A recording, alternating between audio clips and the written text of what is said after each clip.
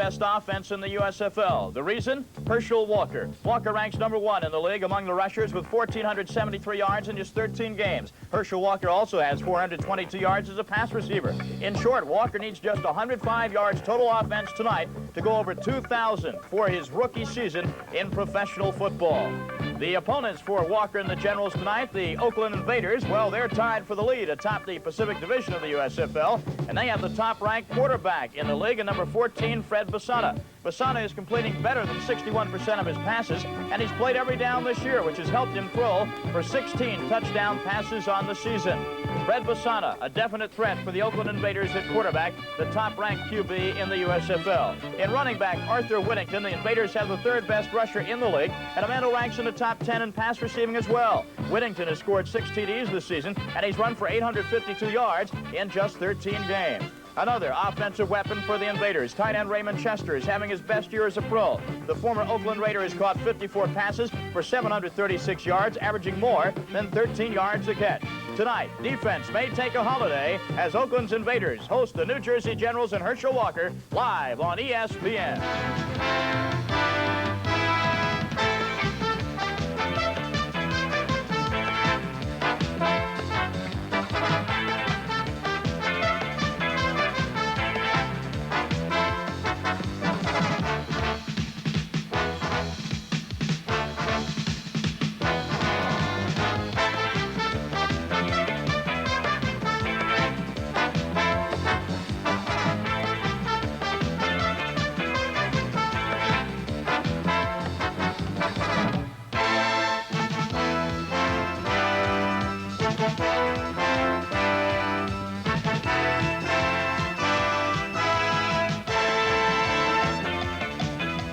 The USFL on ESPN is brought to you by Budweiser. For all you do, this Bud's for you.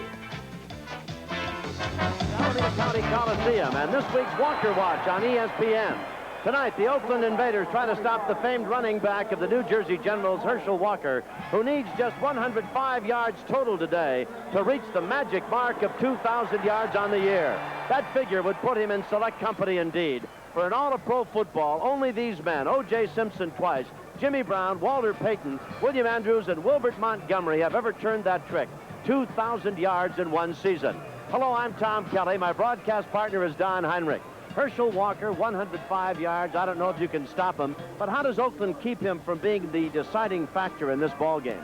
Well, the first thing they're going to have to do is keep him off the field. In order to do that, they're going to have to move the ball offensively. They have a good running attack, spearheaded by Arthur Whittington. They have the #1 passer in the league in Fred Basana. They're going to throw control to medium-range passes to keep that offense moving the football, utilizing that time, and keeping Herschel out of there. Keep him on the sidelines, huh? That's the #1 key. And, of course, defensively, they've made a couple of changes in order to stop him because not only could he go outside, but he's very dangerous on the cutback. He's a premier running back, to be sure. New Jersey has a chance to really spoil things in the Pacific Division. After this game, they now go against Los Angeles later in the year. And, of course, with Denver winning last night, pressure indeed on the Oakland Invaders and the Los Angeles Express, who are tied for the division lead. Should be an exciting game. The weather's beautiful and the crowd will be big. Thank you for joining us. Tom Mees is next, and we'll be back with the kickoff. Hello again, everyone. I'm Tom Mees. We could be witnessing a slice of pro football history tonight if Herschel Walker can go for 105 yards total to join the select company of over 2,000 yards gained, both running and pass receiving in a single year in pro football. Right now, let's take a look at some team statistics for the New Jersey Generals and the Oakland Invaders. About the same as far as points scored for each one of these teams, 17-9 for New Jersey, 18-4 for Oakland. But the real differential here is in points allowed. The New Jersey Generals have been giving up, on average, 7 more points a game than the Oakland Invaders. The New Jersey General defense will be tested tonight. For them to beat the Oakland Invaders, the defense has to play a solid game and not let the Oakland Invaders and quarterback Fred Basana work out their ball control offense. Basana, keep in mind, is the top-rated quarterback in the United States Football League. But without a doubt, the reason the crowd is so big tonight in Oakland and the focus of primary attention across America will be on number 34 for the Generals, running back Herschel Walker, the brilliant rookie from Georgia. He has a chance to go over 2,000 yards for his rookie season in total offense. And our Tom Kelly spoke with number 34 just a few moments prior to kickoff. I've always had at least I always love to live an exciting life, because I think excitement is the key to life. And whenever I step onto the field, I go out there with the frame of mind that I'm going to give it 110%, that I'm going to try with all my might, and I'm going to be a better football player one day. 105 yards would give you 2,000. Only 5 men in all of pro football history have ever done that in 1 year. How do you feel about that? Well, that is something I really don't know what to say. It's something that could be special, something that I think would be special for me. And to be honest, I really didn't know about it until you told me. My wife was talking about it this morning. Cindy, she was talking about it when I spoke over the phone with her, and I didn't know what she was talking about. So records is something great, but I consider myself a young man, and I'm going to keep doing what I can do, try to do it up to my best, and maybe good things will happen on down in the future.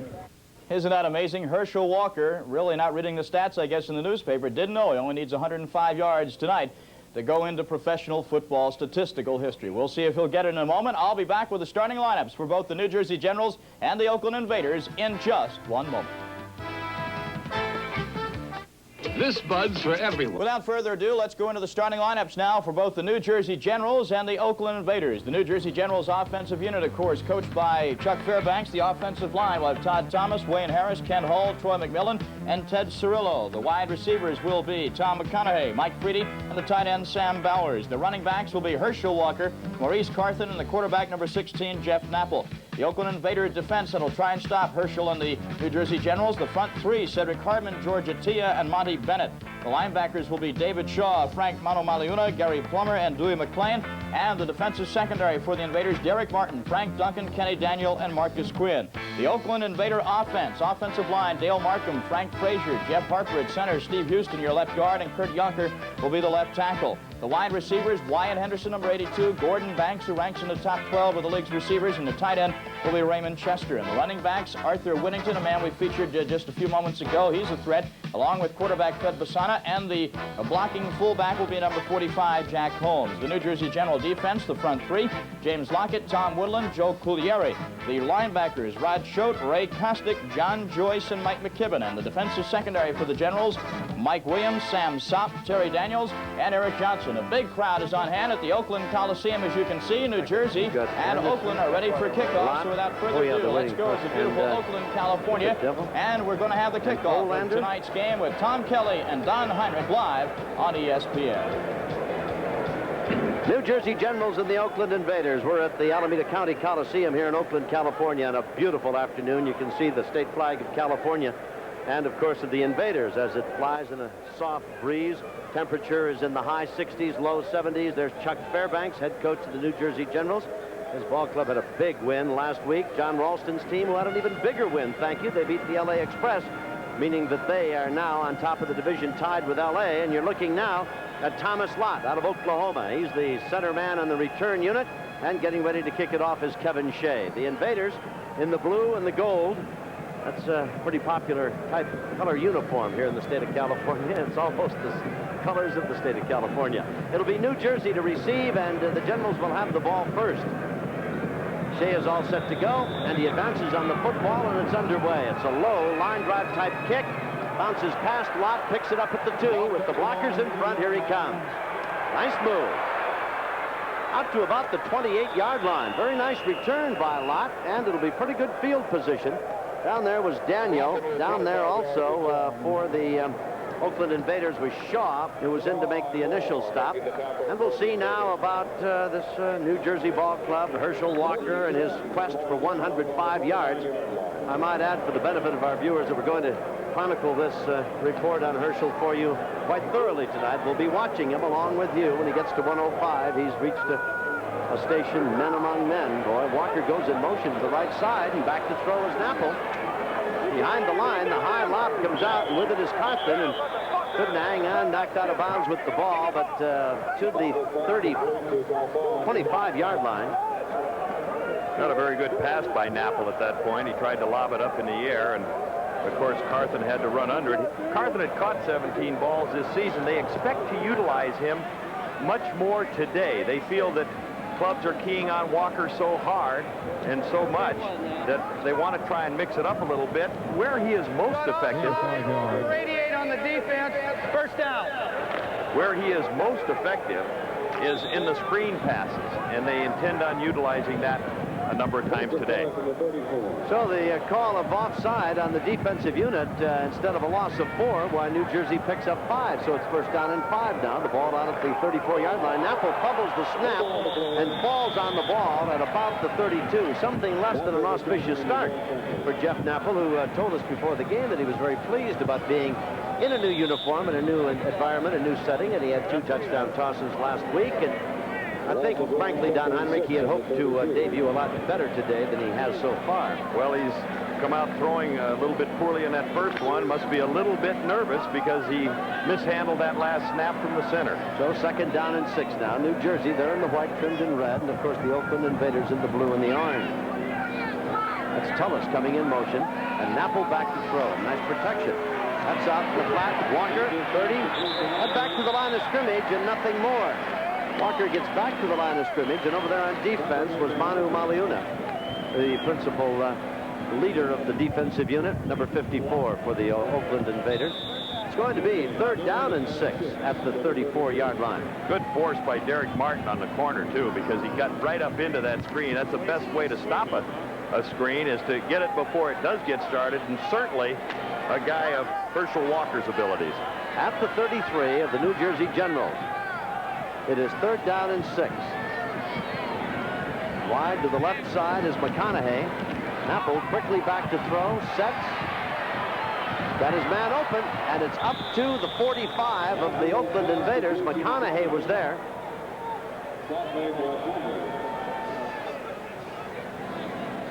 McConaughey out on the left side. He's just running a down and across type of a pattern. Ball a little bit behind him from Napple, but he had a lot of room against that zone to drop the ball in there and pick up the big first down. Plummer was the man who made the stop, but it is a first down, and the ball is out at the 45-yard line of Oakland, first and 10. Brady comes in motion. On the misdirection, the give to Herschel. He's got 5. Whoop, the ball pops loose. Scrambled for it. Oakland says they've got it. And they did. They got it right in the air as Herschel popped it up after a nice gain. That's only Herschel's 8th fumble. Monty Bennett, the man that got the football at that point, almost thought he was off to the races. He ran into a crowd. We'll look at again Herschel turning the corner with the counter move. He gets popped from the side, the ball flying out, and then Monty Bennett on the spot. And, of course, a quick convergence of the offensive people of the New Jersey Generals club. So the Walker fumble, that's his 9th of the year. Vasana hands off. King Arthur as a flag comes down, slanting to the right side. And King Arthur, as the flag is down, gets it out very close to the 44-yard line. Going to be a penalty against Oakland. Well, Oakland is the most penalized club in the USFL, as they've got 109 penalties so far in their 13 games, averaging 9 a pop. Bill White is our referee, and he steps off the yardage, and he's walking it back to the 36. And here's the call. Motion, number 67 on the offense. First down. That's Frank Fraser, the offensive right guard, moved just a little bit early. First down and 15. The ball is back at the 37-yard line. Fasano, the quarterback, with the opening moments. Wide to the left is Banks, and Henderson now goes in motion to the right side. The give to the first man, and that's Holmes. He carries close to the 40-yard line and then is shoved back. Bottom of the pile. Big number 95, Cugliari, who's just been added and activated to the lineup. 71, Tom Woodland. Big middle guard out of Missouri was in there. The officials are going to mark it at the 48.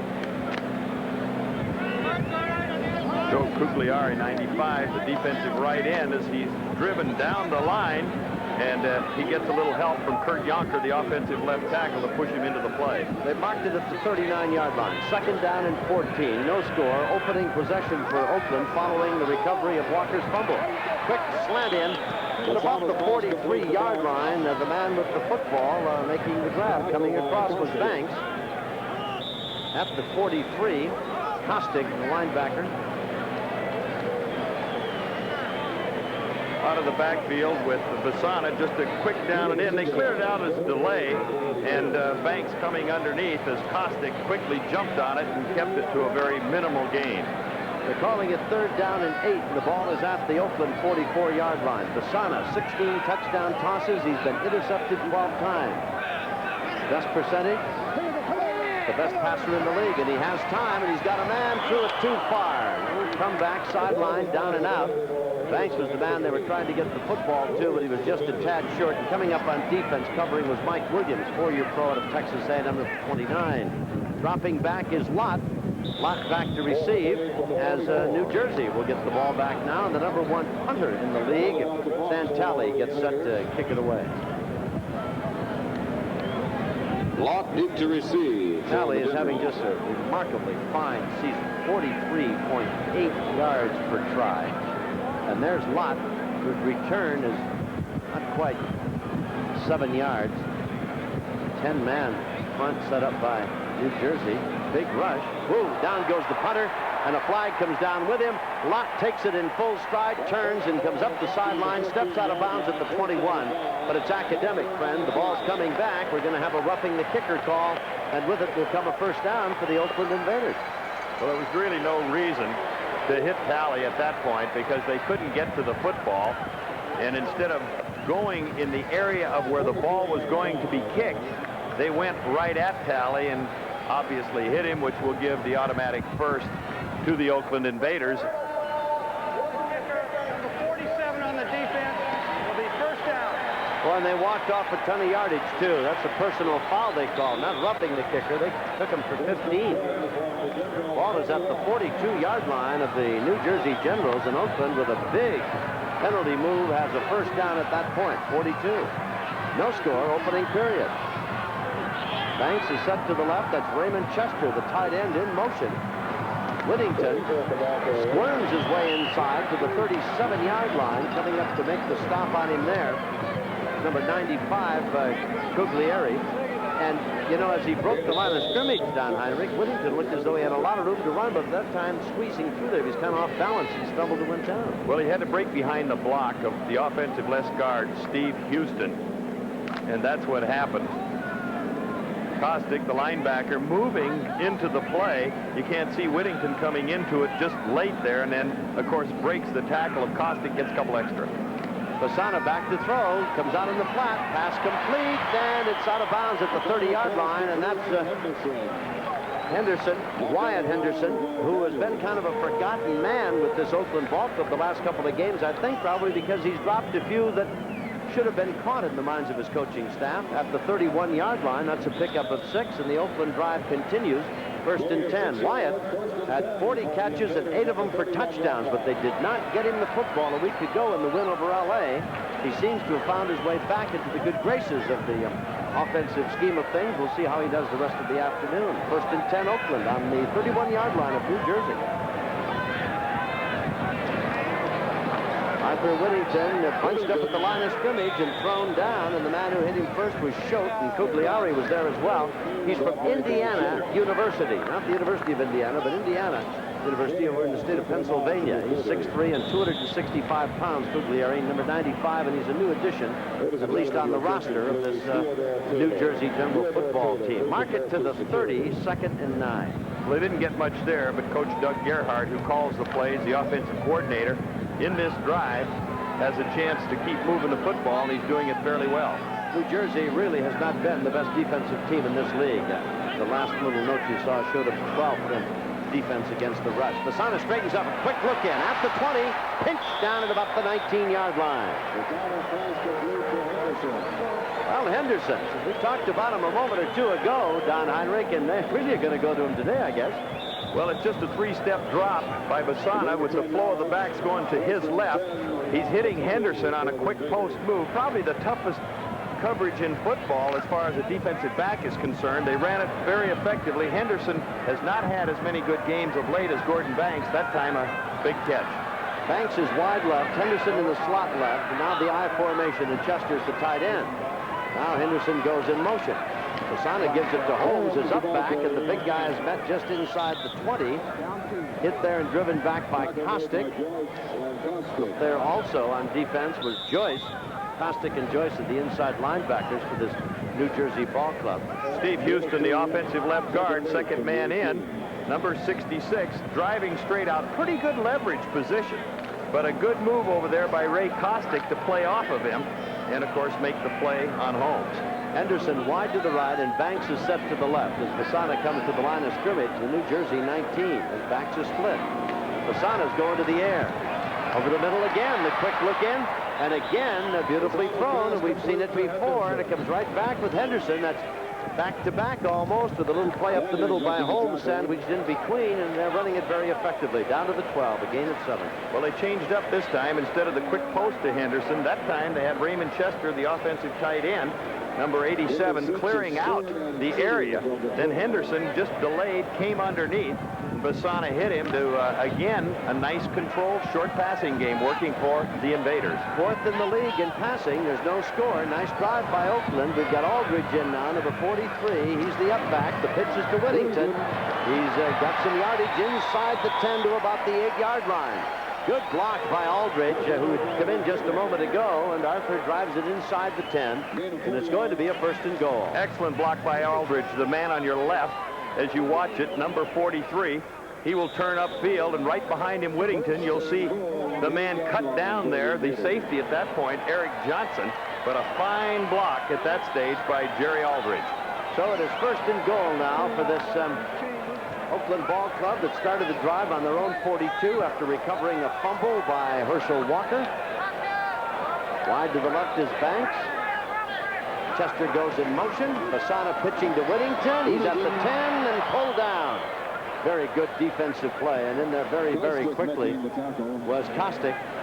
Kostick is out of Mississippi State, 6 foot, 218 pounds, not the biggest linebacker, but very active. Well, the pitch to Whittington, both guards pulling in that direction. Whittington breaks behind it when he gets a fast force. That's Kostick, 55, coming into the picture, making the play. Coming into this game, he had a bad ankle that he's playing on, and he's had 61 tackles. He made a nice tackle there. Again, the receiver set to the right now. That'd be Henderson and Banks. Whittington goes in motion. Fasana rolling, throws to Whittington. He's got it. Bumped out of bounds. He made the touchdown. Caught the corner of the end zone, hit the post, and the Invaders have scored. Well, that was a fine play by Art Whittington going in motion across there. Turned it into a trip set, as you see.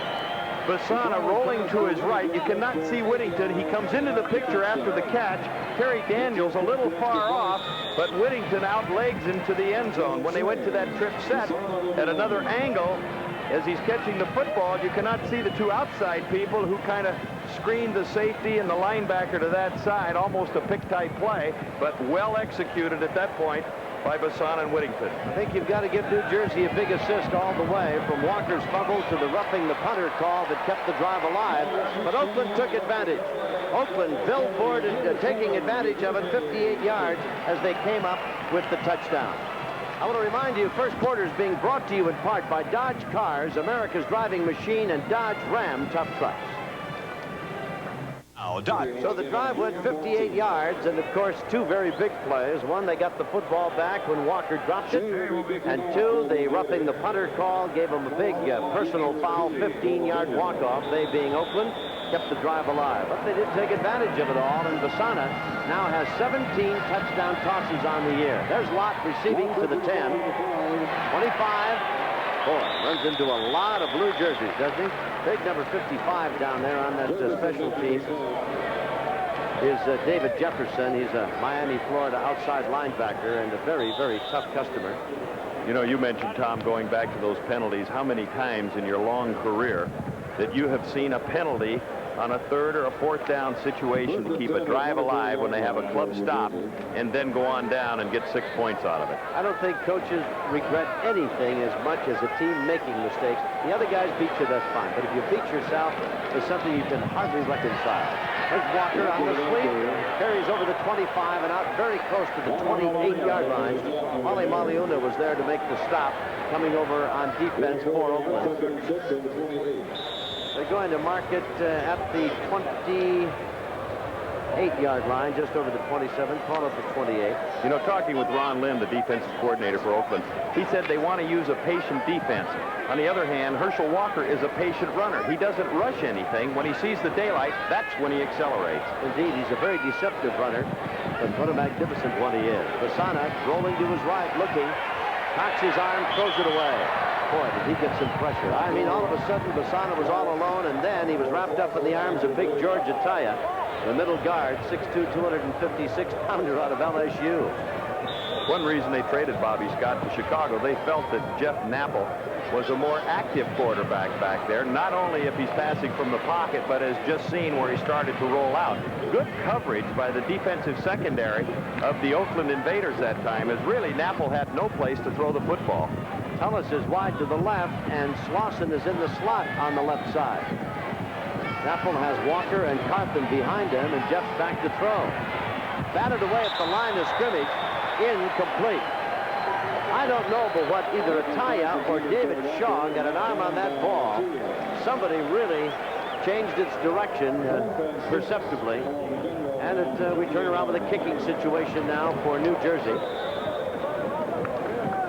Lance Olander standing back at his own 13-yard line. He is not the best punter in the league, and Banks, premier return man, is awaiting the ball. Olander hits a nice high spiral. Banks at his own 35. Blockers, he eludes one man, but can't get away from everybody. A flag down across the way, and downfield very, very quickly for the Generals was Steve Hammond, linebacker number 54, to make the tackle on Banks. Flag on the play, and we'll have to await the disposition of that. There's Gordon sitting there. I think we got a clip behind the play.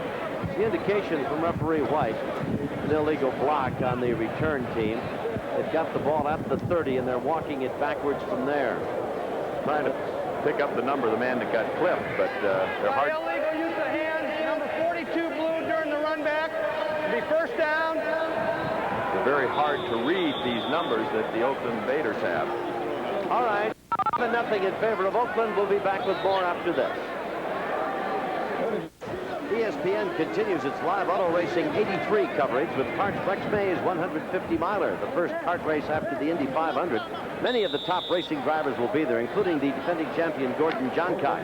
We might see Al and Al Jr., the Unsers, that is, and Tom Sneva, this year's winner of the Indy 500. He might renew what turned out to be quite a struggle back at the Brickyard. Don't miss it now, the Rex May's 150 on ESPN. Going in motion is Henderson. Basana, the quarterback, is starting in his own 20. Play action, dancing about, rushed and buried. Well, that is one of the few times that the Generals have sacked a quarterback this season. Well, they haven't had many. It was 24 sacks for the year, which is less than 2 a game. On the other hand, the Invaders, with Basana, average 33 passes a game. They're essentially a passing team. They lead the club in sacks. Basana prefers, in most cases, to hang on to it rather than take a chance for an interception. He has 52 sacks so far this season, but that time, credit that makes the 53rd, but credit the secondary as they were well covered on the outside. So it is now second down and 15. Chester comes in motion. Basana at his own 15, inside handoff to Whittington, pulled down from behind. Hitting him very quickly was Tom Woodland, the Missouri middle guard, who came vaulting through into the backfield and grabbed Whittington and pulled him down. They'll give him back to the line of scrimmage. It'll be 3rd and 15 at the 15-yard line. Well, Tom Woodland, a very active guy. He just kind of worked his way up the ladder in terms of sealing down that nose tackle position. He leads that defensive line with 59 tackles so far this season. That time, very active. When the guard was pulling, he just followed him, made the play on art. Aldridge is in the backfield along with Whittington. Banks is flanked left. Henderson wide to the right. Oakland leading 7-0. And now the handoff in a big hole up the middle. And Aldridge is up to the 25, 26-yard line. Jerry Aldridge out of Angelo State. Big back, 6'2" and 215 pounds. Has not been used much in short yardage situations as an additional blocker to give some help and strength to Whittington, but boy, with a big opening up the middle, he just exploded. Well, they changed up on long yardage. Frank Fraser from the right guard trapped across, did a good job. Aldridge had only carried 11 times coming into this game, but he has the club's longest run of 52 yards. So it is a punting situation. Talley is back to punt it away, and we've got Thomas Lott awaiting the ball as Lott stands at the New Jersey 30-yard line. Talley, the #1 punter in the United States Football League. The last time he stood back there, the Generals gave Oakland's, bad snap through his hands, and can't pick up the ball. It's going to go to New Jersey, and the ball will be at about the 8-yard line. Well, the Generals were penalized for roughing the punter the first time around. This time, I don't know whether Talley was thinking about it or not, but the ball went right straight through his hands. Snapping the ball was Marcus Quinn. I thought it was a pretty good snap. Let's take another look. Marcus Quinn, a strong safety. It's not a bad snap. He really had some zip on it. The perspective of it is really hard to see. As far as the ball coming back to Talley, there's no reason that he should have mishandled that one, but it was costly. New Jersey with a big break. It'll be first and goal at the 3. They trail 7-0. Against Chicago on ESPN's Monday Night USFL football. The Breakers must win to keep their playoff hopes alive. Live Monday on ESPN. We welcome our viewers who've been looking on at the College World Series, where Michigan defeated Maine 6-5. You're just in time. It's a first and goal for the Generals at the Oakland 3-yard line, and there's a jump across the line of scrimmage. George Ataya. I don't know that he was drawn across. We'll wait to see what Bill White and his officiating crew have decided. The Oakland players insist they were pulled across. Here's Bill. He says offside against the Oakland Invaders. That's going to be half the distance. It'll be first and goal and move the ball to about the 1.5-yard line. 7-0 Oakland leads. Here's Bill again. Got encroachment, number 92 on the defense. First down. Alvin Lyles was the man they laid the penalty at the doorstep of, and now we've got a first and goal, New Jersey. The ball is just inside the 2-yard line. 7-0, Oakland leads. For those of you just joining us, Herschel is into the end zone. Herschel has scored, and for Walker, that now gives him 14 touchdowns on the ground. He has one through the air. And while it wasn't as dramatic or didn't have the flair of Sweep Tall of 83 yards of a week ago, he gets the first score. Coming off the right side, he's going behind Wayne Harris, the right guard, 64, and Todd Thomas, the offensive right tackle. Again, the handoff as he punches in. Not really too much resistance over there. Harris probably the best offensive lineman on that New Jersey club. Now we'll see about the try for the extra point. It is Betts. His effort is up, and it is no good. Now, here's a man who last week, with just 6 seconds left, kicked a 50-yarder to beat Washington. Comes up empty on this try. At any rate, the Generals have scored. It's 7-0. Score is, of course, 7-6 in favor of Oakland, not 7-0 as I gave it to you. That touchdown by Walker is his 14th, and for those of you who just joined us out of the baseball game, I'll remind you that it came following a snap from center on the punt that Talley could not handle for some strange reason. The kickoff, and across the way, we've got Lewis, wide receiver and kick returner, bumped off his pins and dropped it about the 16 to 17-yard line. Sullivan was down there very, very quickly. Number 46 is part of the crew bringing him down. Hammond as well. We'll see about Oakland. They'll mark it first and 10, put it out at the 17-yard line. Well, as you mentioned, Tom, about Dave Betts kicking a 50-yard field goal with just 6 seconds left to beat that Washington club for New Jersey 32-29. He did miss an extra point there. Dodge announces For away, Bassana hit Chester, his tight end, on a little 17-yard pickup. They marked it out to the 34, driven out of bounds by Williams. Here's a look at it again. Chester coming at the top of your screen. The left side will be coming across as Bassana drops back down the line of scrimmage, makes a nice catch, has a little running room, and he can leg it when he gets it. A block tackle over there on the left side. Chester in motion now. Bassana pitching back. With it is Aldridge, and he's piled up at the line of scrimmage, but squirms out to about the 37, 38-yard line. Over on defense for this New Jersey ball club was Joyce, along with Cugliari and Woodland. They'll mark it out at the 37-yard line. Pickup of 3. Call it 2nd and 7. 7-6 in favor of the Oakland Invaders. They used a fumble recovery. Walker dropped the ball, and a roughing the kicker call to put together a 58-yard drive with the touchdown going Bassana to Whittington. And then, of course, the snap to Talley that went through his hands, the recovery by New Jersey inside the 5, and Walker put it in the end zone. So it's 7-6. And now Bassana scampering. Bud's not as quick as he used to be, but he's up to the 39-yard line, and coming in there to make the tackle for this New Jersey ball club was Jimmy Lockett, the rookie out of Missouri, number 96, and he just did trip up Fred. It's got to be a little embarrassing for Fred to get run down by a defensive lineman. He had some running room at that point. Lockett normally playing the right end.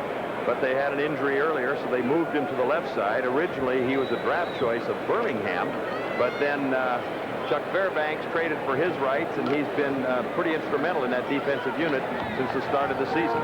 3rd and 5 now for Oakland, and the ball is at the Invader 39-yard line. They lead 7-6. We're in the first period. It is just a beautiful afternoon here in the East Bay. Basana back to throw. Rush, beautiful pass, complete. Whittington to about the 48-yard line before he is pulled down by Johnson. Well, Freddie Whittington was the 5th leading receiver coming into this game. He'll come circling from the left side as Basana drops back to his right. He'll come into the top of the picture right there. Basana hitting him, and then Fred with a little bit of running room. He's being chased at that point by Eric Johnson, who finally makes the plays. Oakland has 3 receivers that are in the top 10 leaders as receivers in USFL. That'd be Chester and Banks, and of course Whittington, who's almost a forgotten man, but understandably so, what with Bryant and Walker. High toss, great catch, downfield to about the 34-yard line, and that's Gordon Banks, and what a beautiful job he did pulling that one down. Again, Johnson was there to make the stop, and a beautiful catch by Banks, who's not that big a guy. No, he isn't, and I'll tell you, he can run. Here's another look at it as the quarter comes to an end. Banks hitting up high in the air to get the ball, and then, of course, getting drilled at that point by Sam Sopp, the free safety. 7-6. Oakland leads. We'll be back with the second period. Monday night, ESPN continues its coverage of the United States Football League. The Blitz and the Boston Breakers. That ball game will be in Boston. And, of course, both teams very, very much in need of a win. Chicago at 9-4, tied with Tampa Bay, and Boston at 8-5. They have visions of a playoff spot. It's going to go right to the wire. Should be a dandy. Jim will be there along with Paul McGuire. All right, first down at the 34-yard line. Basana back in the infield, flips it over, and it's out of bounds and caught. Nice reception by Wyatt Henderson, who from the forgotten man to the chosen one today, Don Heinrich. For a couple of games, they couldn't call his number. Today, they've hit him with at least 3 of them now. Well, statistically, Oakland leading in the rushing department, almost double at 27-13. Big in the passing department, 77-22. Big lead in stats, 104 total offense to 35. But the game is close at 7-6. You know, the last time, that last play that they went out there to Henderson, Chester was wide open down the middle. Basana didn't see him.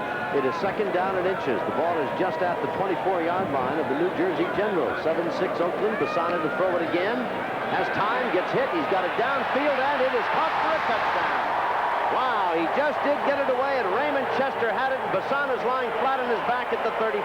Yeah, but a quarterback doesn't mind that. When he gets knocked down, and he gets 6 points out of it, he can tell by the crowd. Chester running a corner, gets a good release, no holdup, puts an inside move right there, then breaks to the corner as he's got Eric Johnson beaten, and a fine throw by Basana at that point, lays it to the outside. That is Raymond Chester's 5th touchdown, and what a fine grab it was. But what a good receiver over the years he has been. Basana getting drilled, as you see him right there, but lays it out perfectly the way a quarterback should, to let the receiver run underneath it, as Raymond Chester just did. That's his 18th touchdown of the year. Pass, that is, Basana, and his second of the afternoon, and now the try for the extra point. Shea hits it, it's up, and it's good. And so this Oakland club picks up still another quick score. In the second period, they lead New Jersey 14. You'll see tomorrow's boxing champions each Thursday on ESPN. It's Top Rank Boxing. It'll be Resorts International Atlantic City this coming Thursday. Sal Marciano and Al Bernstein will be there. You'll see at 8:30 in the East and 5:30 in the West. Boxing from ESPN. Top Rank Boxing. Thursday night. Tune in. Well, this Oakland Ball Club up 14-6, and they in New Jersey have a lot of interesting in-common statistics. Neither ball club is a winner unless they can get at least 3 touchdowns. We're talking anywhere above 15 points on the board. Already Oakland has gotten 14 now as we watch Shea get ready to kick off. And back downfield, we take a look at Lott awaiting the ball as it's in the air and very, very high and not all that deep, and Lott settles under it at the 7. Thomas is back to the 15, 20. Hard run out to the 30 and beyond. To about the 33, maybe the 34-yard line. He's down there in a swirl of dust. Down underneath to help out and make the stop was David Shaw. Also down there for the Oakland Ball Club, Vince Randall. 7 plays, 83 yards on that drive, and beautifully engineered it was, and you have to admire the courage of Bassano. We kind of belittled his footwork a few moments ago in a friendly, joking manner. I hope you understand that. What a gutty effort to stand there, and you just knew, everybody knew he was going to get drilled, but he still stood in and made the big play.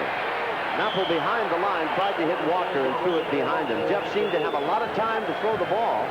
They tried to set up a screen, but it just never came off. Well, they had a perfect situation for it because they had a blitz coming in addition to the 3 down linemen that were coming after him. Dewey McLean, the linebacker on that side, Cedric Hardman leading the charge. But the technique of Napple, once he's set up, then he's got to continue to drop back and invite that defensive line in. He rushed it just a little before Walker was ready to catch the football. As a result, incomplete. Walker, you know, needs 105 yards. We're going to chronicle his efforts here this evening for you. Keep you up to breast. Herschel starts in motion one way, swings back to the other. Napple back to throw, has time. Now going to move around and coming to the side. Going to nearly get away from an on-rush, but got spun off his feet. Actually, the guy that hit him first was Jefferson, spun him around, and then coming over to put the tackle on was Marshall.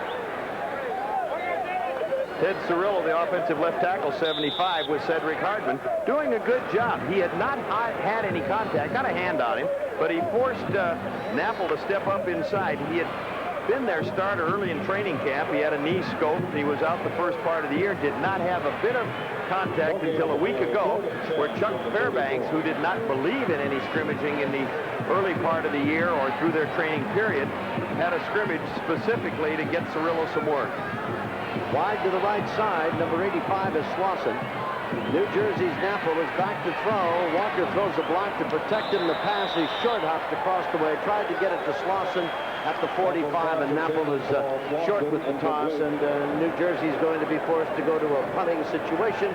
And Olander's coming back on, and Banks is coming out to the Invaders, looking for the ball at about his own 25-yard line. Well, Napple not real sharp throwing the ball here today. He started out with the Denver Gold, spent 3 games there, and then was picked up by Chuck Fairbanks. Olander's averaging only 38.5 yards per try. And he hits a low end over end. A fair catch signaled for and taken at the 43-yard line by an up man for the Invaders. And that would be number 40, Quinn, who is a defensive back and also snaps situations. Oakland leads 14-6, and they've got the ball. ESPN's going to continue its coverage of the College World Series out of Omaha Tuesday, June the 7th. That'll be Game 8. And the field of 8 regional champions being whittled down on the double elimination affair. Here in the West Coast, people are looking at Stanford, though they were beaten by Oklahoma A&M. Texas was a winner. Michigan defeated Maine 6-5, and Michigan will play either Arizona State or Alabama, the winner of that game, in their next encounter. It's a dandy affair. Don't miss it. ESPN covers it right to the final out. In motion, Henderson now. Oakland on their own 43. Whittington on the sweep. Over the midfield stripe, and they're going to throw him down at about the 49-yard line. Coming up on defense was Sam Sopp, the free safety out of Kent State, number 27. Marked at the 49, going to be a pickup of 8 yards. And a nice job by Frank Fraser, number 67, the offensive right guard, as he got out in front of it, kicked out the corner, or the force man, giving Arthur Whittington a chance to turn it up. So it is 2nd down and 2 now for the Oakland Invaders, who lead 14-6. New Jersey with 1 touchdown, and that came as the result of a misplay, an error by the Invaders. Bassano going deep, has his man. Oh, just a bit short, right off his fingertips, incomplete. Gordon Banks couldn't pull it in at the 10.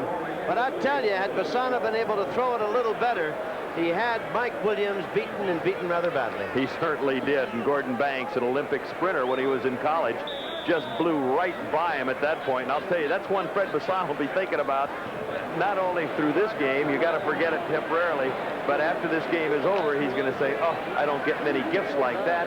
Gordon Banks, an easy 6, and I was short with the football. And it was 2nd and 2 at the 49, and quarterbacks like to think of that as a free down, don't they, Don? You've got 2nd and 2, that's a free one. Now it's 3rd and 2, and they've got to pay attention to this one. And the give is back to Aldridge, and he spins off a tackle very close to the first down, as he's down near that 47-yard line of the New Jersey Generals. And Bill White says that's a 1st and 10. Coming this way, You can see that he's breaking back up inside. Jerry Aldridge gets a block out in front of it. Not too much room to operate. Fairly good pursuit, but he only needed about 2.5 yards. Got the first down to keep this drive alive. Oakland had excellent field position after that punt, so they're really in pretty good shape. It isn't going to take too much to get them down at least into field goal range, and naturally they'd like to settle for the touchdown. So they have a first down at the New Jersey 47-yard line. Banks to this side, Henderson to the top of your screen. That's Arthur Whittington. Runs right into the arms of big Tom Woodland, but gets a charge behind that forward thrust of his offensive line and carries inside the 45 to the 44. We're looking at 2nd down and 7 after a gain of 3. Raymond Chester, we saw him a couple of weeks ago, Don, and looked to be seriously injured, off the field on a stretcher, and good fortune smiled on Raymond. We're happy to report he's a very nice man, and nothing more than an X-ray, and he's right back into this action. In fact, he played last week after the injury. And he has a beautiful catch for a touchdown here. Little delay, play action. Oh, beautiful ball handling by Basana. He's all alone. Scampers out of bounds. Hey, there's old Mercury himself with winged feet. We thought he couldn't move, but he gallops down to the 30. What a great play. Well, James Lockett, the defensive left end, pulled him down the play before. This time you'll see Basana drop back, and where he doesn't see anything, pulling the guard across, little trap action fake there. Nobody open, good coverage. He sees the whole right side open up. You can see those quick feet as he starts moving. Clever move. You saw him point to the left like he was going to pick up a block. Yeah, do quarterbacks do that? Little subtle maneuver before he went to the sideline and got out of bounds. He knew what he was doing. Little misdirection, thought they're trickery. Oh, really? The ball is at the 29 of New Jersey. 1st and 10 Oakland. That's Chester in motion. Inside handoff. Whittington.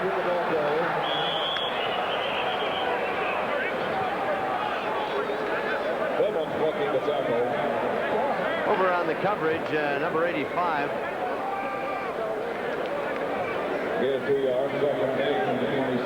Well, Jack Holmes at that point was trying to get a block. He was in perfect position. And that's something that you will see happen from time to time. They're in the infield area, approximately the shortstop position.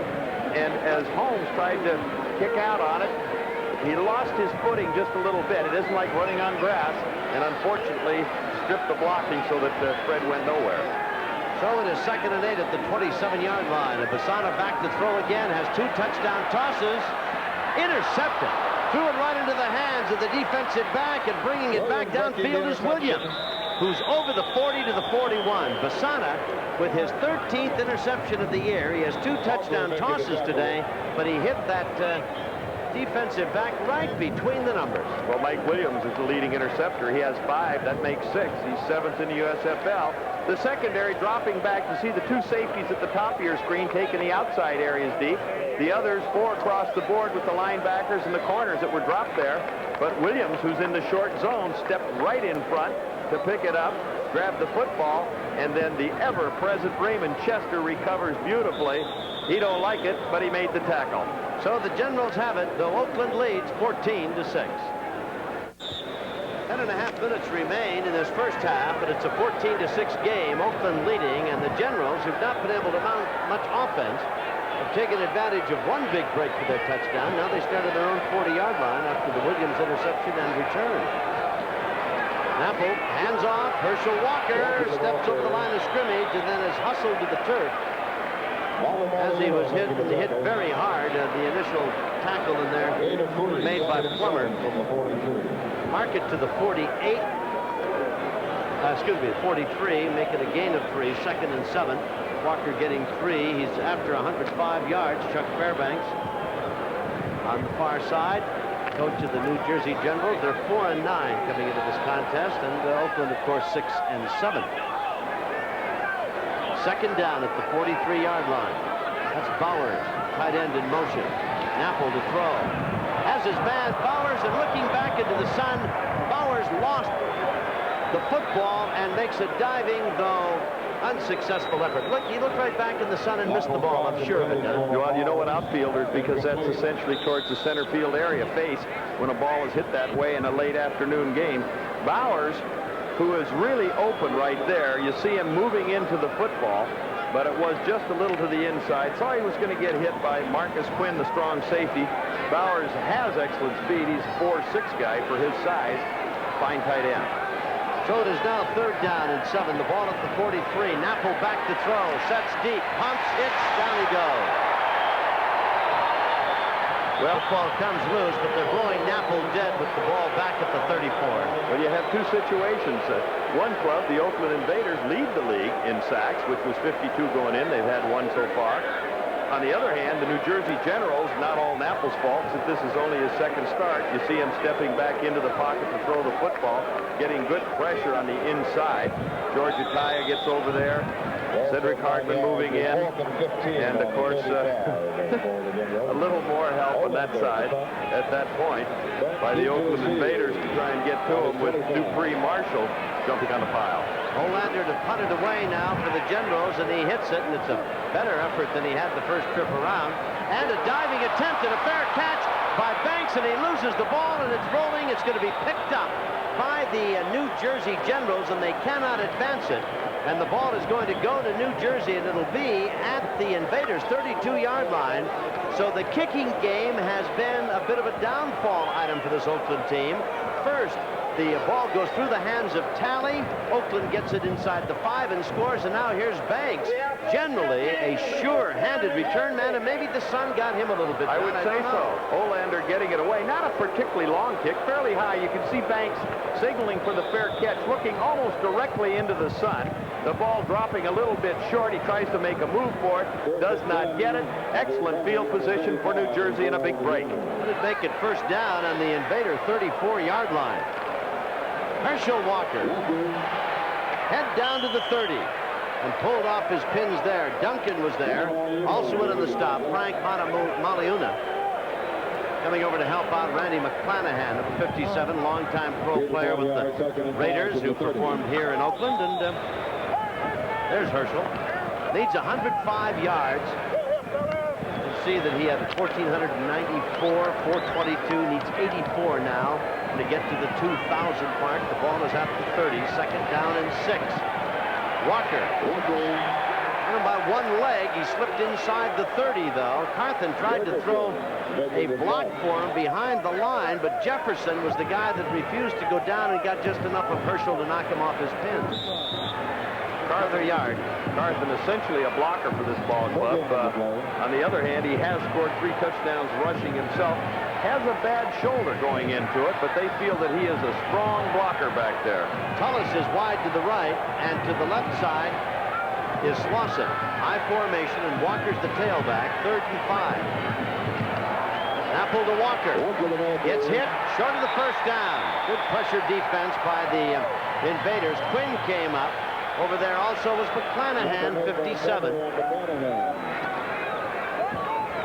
4th down at the 27. Coming off the right side. They're just wedging it in there as Carthen, 33, leads Walker in. Walker sees nothing, then veers it to the outside, where McClanahan jumps on it in a hurry.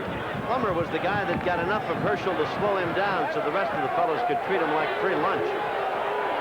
It is 4th down and about 2.5, 3 yards to go. At the 27.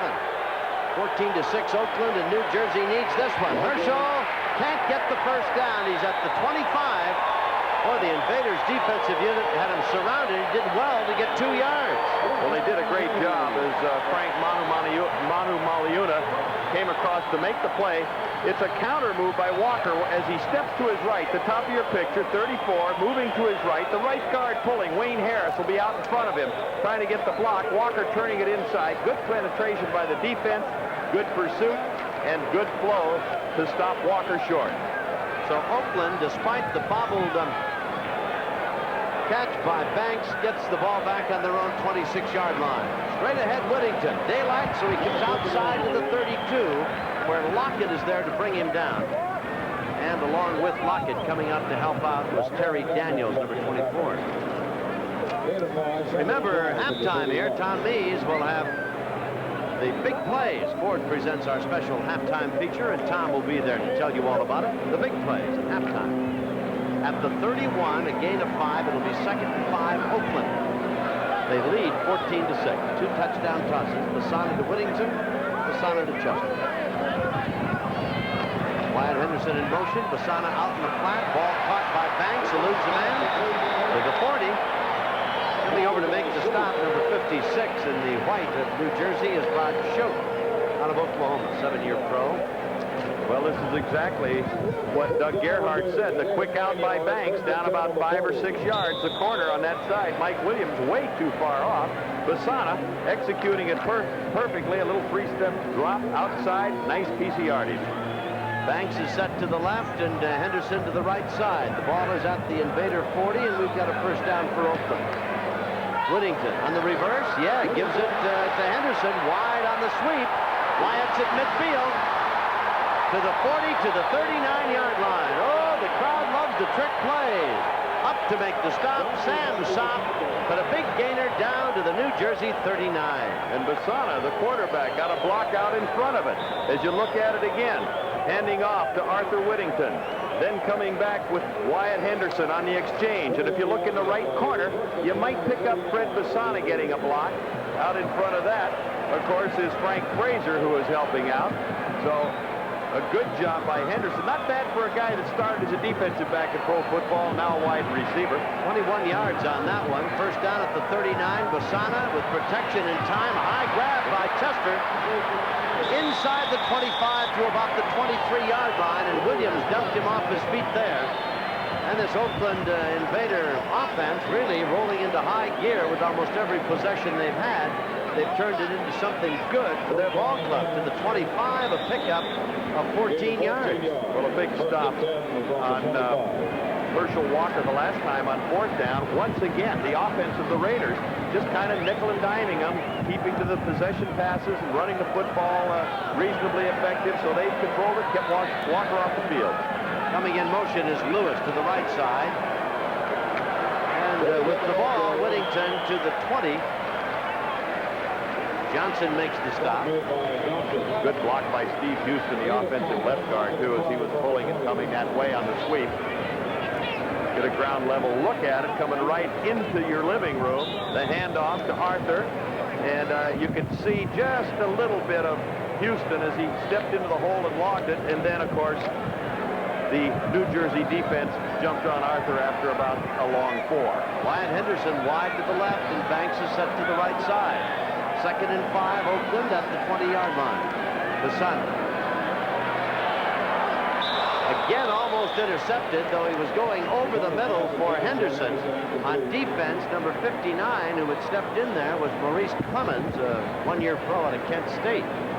Almost disaster for Basana at that point. He's got 2 touchdown tosses, and he has thrown an interception. His books show 18 TDs, 13 intercepts. He has 13 now if you had that one picked off earlier, but actually he has a low interception rate. He only averages 2.8%, which is really a good figure as far as coaches are concerned. Flirted with disaster, got away with it. Aldridge is in the backfield now. He's number 43, and he has the ball.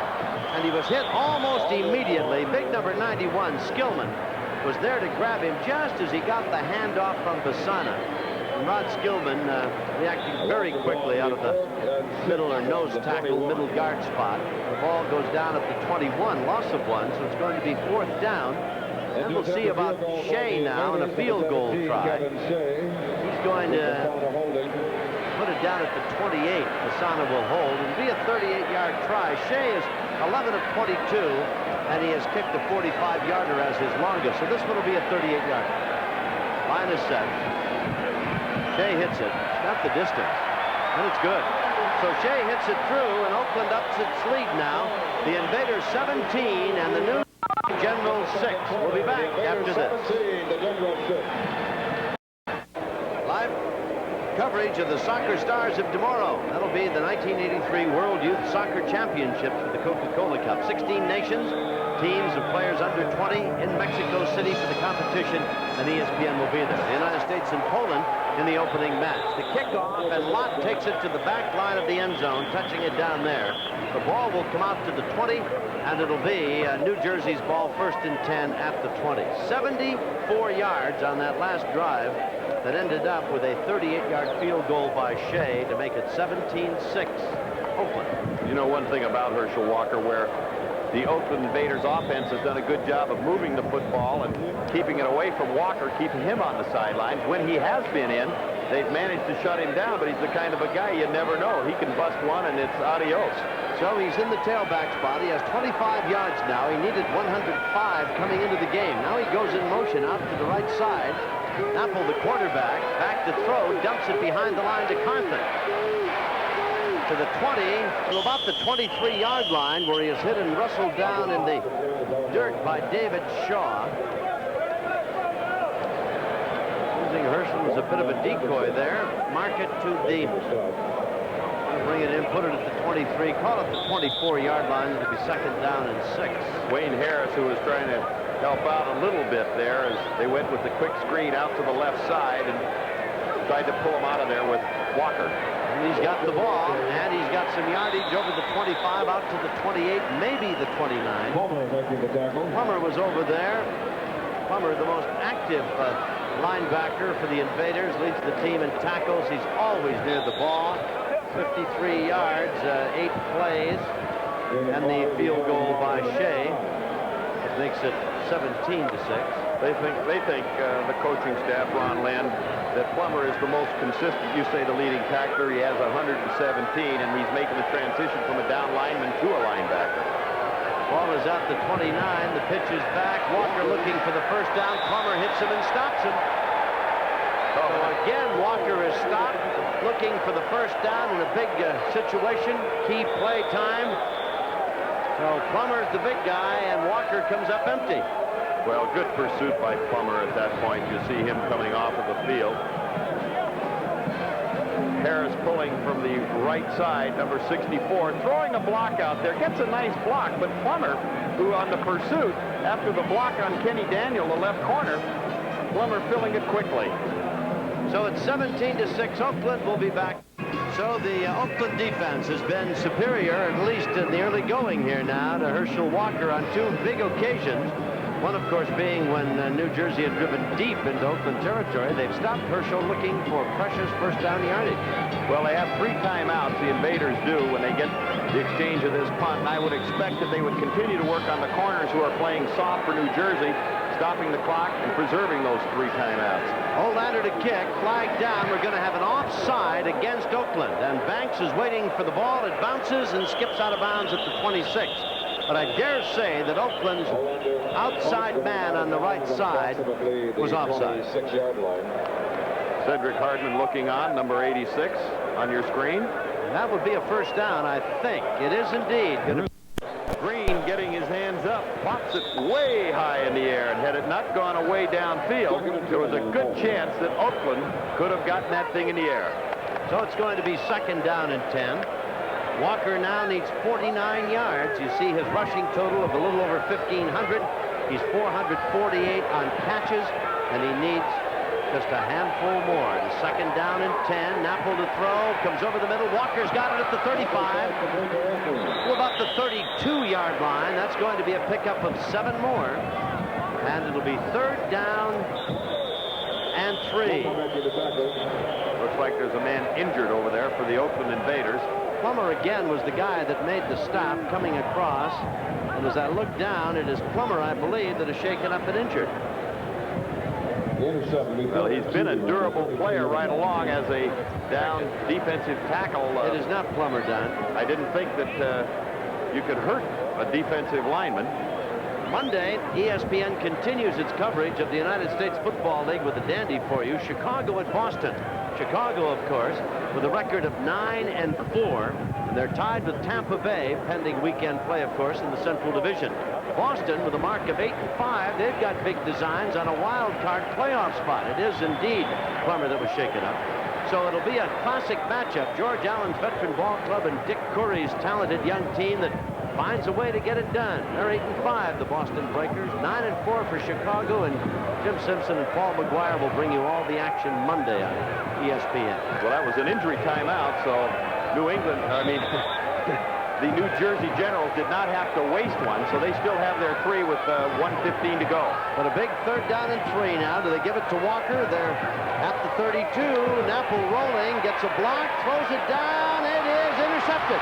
Picked off at the 5. Coming back to the 10, 15 to the 20. Daniel turning and going back the other way. Gets some blockers. Down at the 35-yard line. So Napple, who had one interception in the ball game a week ago, throws one here. And again, the Oakland defense turns him aside when it looked as though New Jersey was on the march.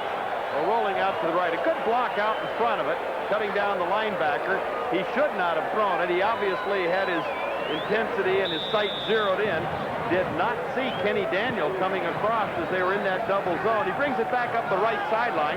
That's his second interception of the season. Now cuts back, making like a running back.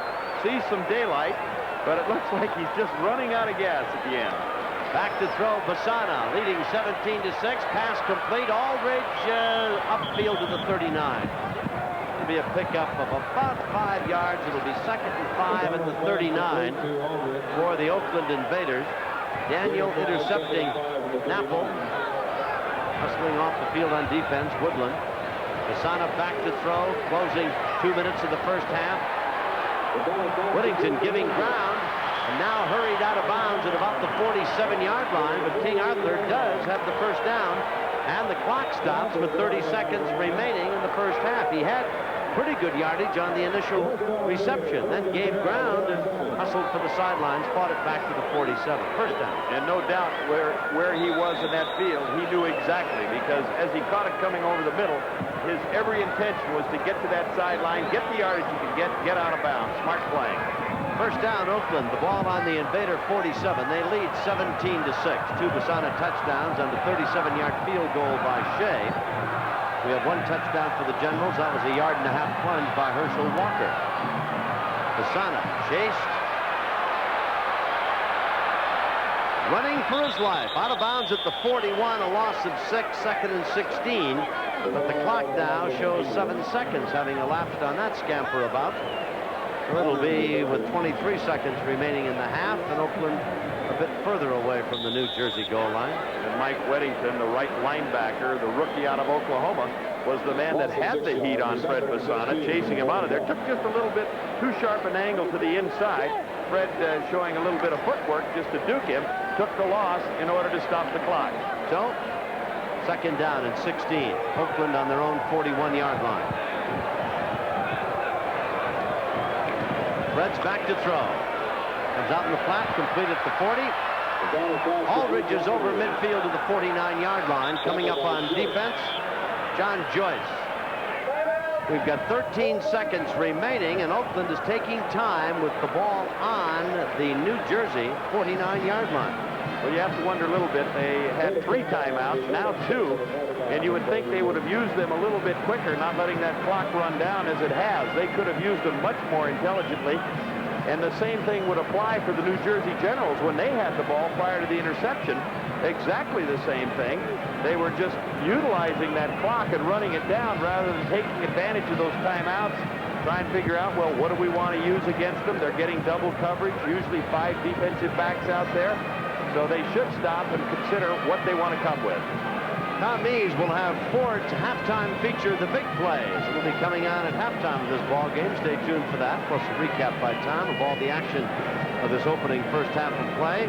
We'll bring you up to date yardage-wise as Plummer goes to the dressing room on the Herschel Walker saga. Came into this game needing 105 yards to go to the 2000 plateau. O.J., Jimmy Brown, Montgomery, Andrews, Walter Payton, the only running backs in all of pro football history ever to attain that magical plateau. That's 2,000 yards, whether by catching the ball and running with it or running from scrimmage with it. It's a truly remarkable feat. This talented young running back out of Georgia, and now the New Jersey Generals, is an outstanding football player. A lot of tackles along the way and lots of bumps. Well deserves to be in the category of the 5 of the men I've mentioned before, who are and were brilliant. At the 49, 3rd down and 6 for Basana. He leads 17-6, got a lot of time and throws it in the dirt. Tried to get it to Chester, but there's a flag down on the play. I don't know. I would think from the way it looked that Chester might have pushed somebody. I don't think he got pushed. Well, I'm not quite sure. I think they're going to call it against Oakland at that point. Here's Bill White. Calling it against New Jersey. Now they're walking back the other way. They're calling defensive holding. Going back to the line of scrimmage and calling defensive holding. Holding number 24 on the defense will be first down. Barry Daniels, left corner, guilty. They were in that double zone again. He was up in that bump and run area, held on a little too long. 9 seconds remain in the first half. They're getting close to Shea's area, the field goal man. They need to get downfield a bit further. Fasana caught at the 30 and out of bounds at about the 15-yard line or thereabouts is King Arthur. The time, 2 seconds. Out of bounds at the 13-yard line. Field goal time, I would think. As Fasana drops back, he spots Fred out to the left side. Fred crossing from the flat there, turning it upfield. Nice fingertip catch down the sideline. Knows a little fake move and knows that he wants to get to the out-of-bounds marker. Running out of time, they figure one more pop, get a shot at the field goal. 31 yards on the pass and run, Fasana to Whittington, and now from the 30-yard, from the 20-yard line, a 30-yard field goal try. Jay hits it, and it's good. And so with 3 extra points, the half is in the book now, and Oakland has scored again. So we come to the end of the first half here at Oakland's Alameda County Coliseum. 2 field goals by Shea, the 2 touchdown tosses, Fasana to Whittington, the other to Chester. It is Oakland 20, C6.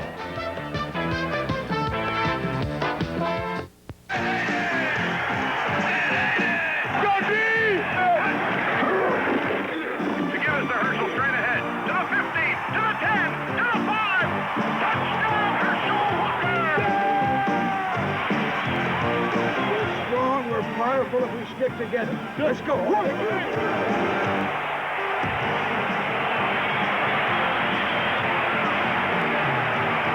This message was furnished by the United States Football League.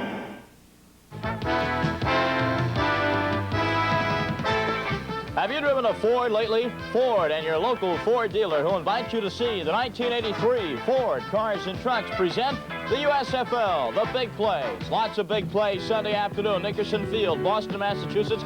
Philly Stars looking to clinch the Atlantic Division, leading 3-0. Second quarter, Fusina to Willie Collier, touchdown, and a big 10-0 lead for the Stars. But into the fourth quarter now, it's 10-6. Philly hanging on. Boston's Johnny Walton, the quarterback, finds Charlie Smith with the biggest catch of the day for the Breakers. 17 yards and a score, 13-10 Boston.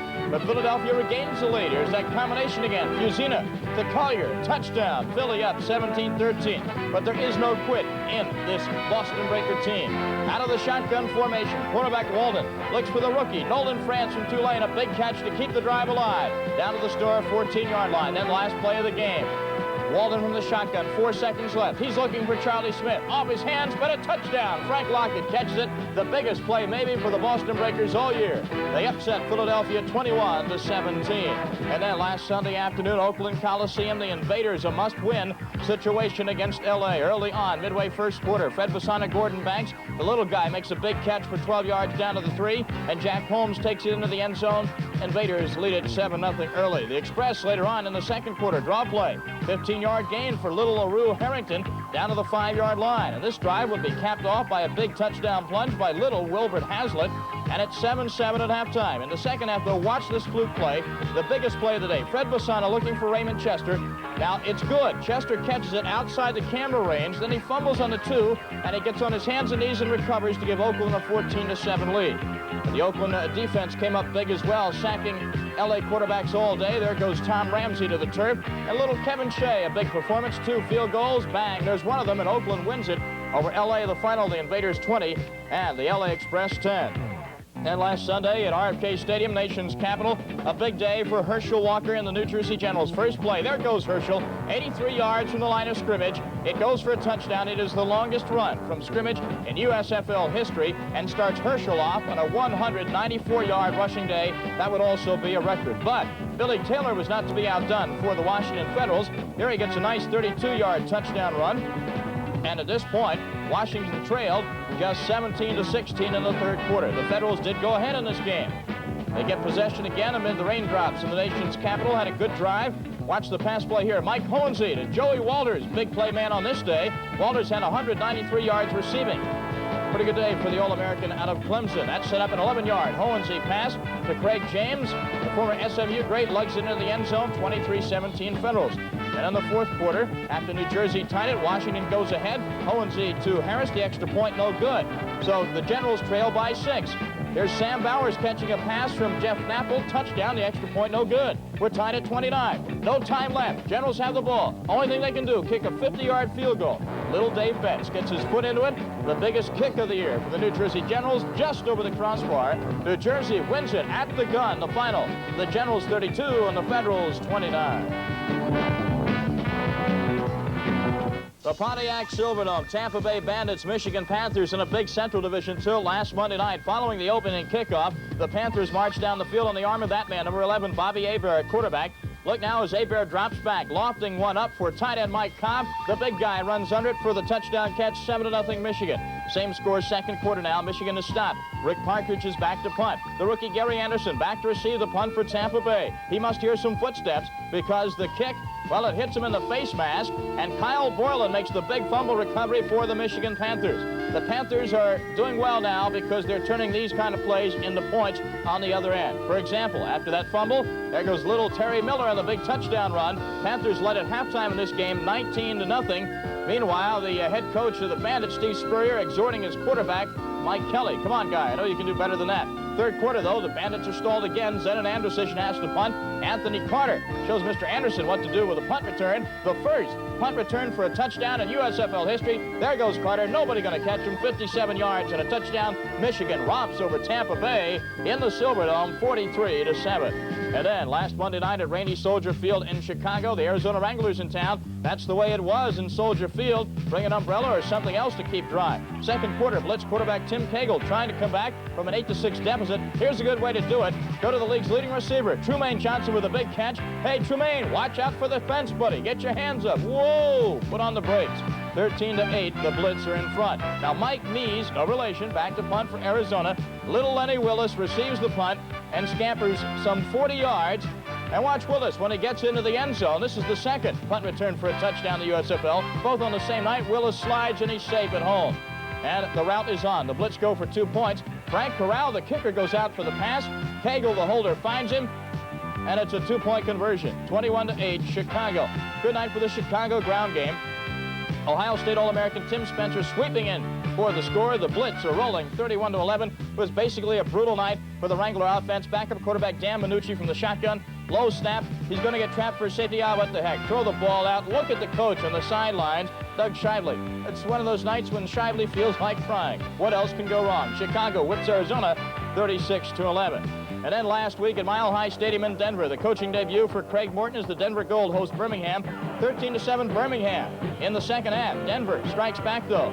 The punt is fumbled by Ron Frederick. The Denver Gold recover. A big play here, a big turnover down at the Birmingham 11-yard line. That set up Denver quarterback Fred Mortensen, the kid from Arizona State. He runs the option play, 4 yards and a touchdown. The point after good, Denver led it 14-13. Another big turnover in favor of Denver. Bob Lane back to pass for Birmingham. Uh-oh, there goes David Dumars, untouched, 78 yards with the interception return the Gold.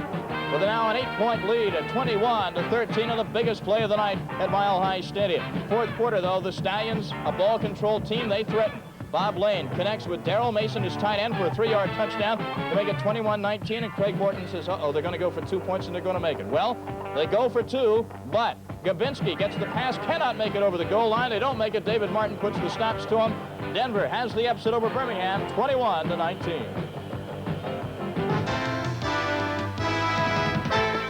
Have you driven a Ford lately? Ford and your local Ford dealer who invites you to see the 1983 Ford Cars and Trucks have presented the USFL, the big plays.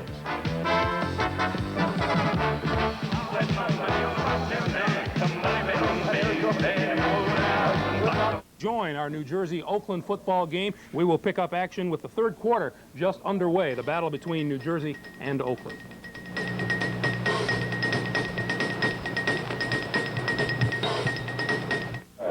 20-6 in favor of the Oakland Invaders, and the ball is just up outside the 45-yard line. New Jersey will have it.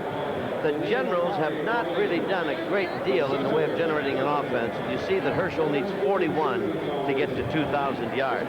Started this ball game needing 105, and so he has picked up all but 41 yards of it. And there he stands. He scored the only touchdown his ball club has, and that came on a rather short yard-and-a-half plunge to the end zone. You get the feeling, Tom, that every time Herschel gets his hands on it, there's just a little bit more electricity shooting around. Yeah, he's the type of back, you know, that you just fully expect to have him break it at almost any time, and you sit and wait. I think your anticipation, really. There he is.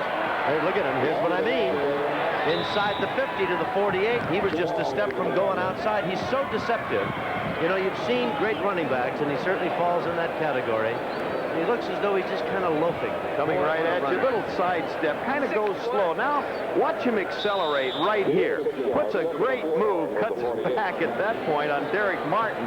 And then, of course, after about 7 yards, which almost was nothing, working his way to the outside, trying to find that crack to open it up. He's about at 35 yards now, shy of the 2,000 mark. We'll give him credit for 6 there, 2nd and 4. There he is again inside the 45 to the 44, and it appears to be a first down. If that indeed is the case, he's got that yardage. That would put him up at 39. Hardman was there to make the stop. See if the officials, as they eyeball the down marker and they're coming over to get the chain, they'll bring it up for a measurement.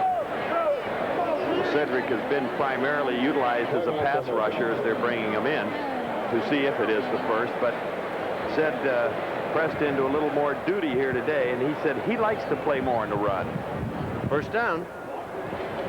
First down at the 44-yard line. Give him 4 more. So that's going to reduce it now to about 31 yards. That's just a guesstimate on my part, but it's very close.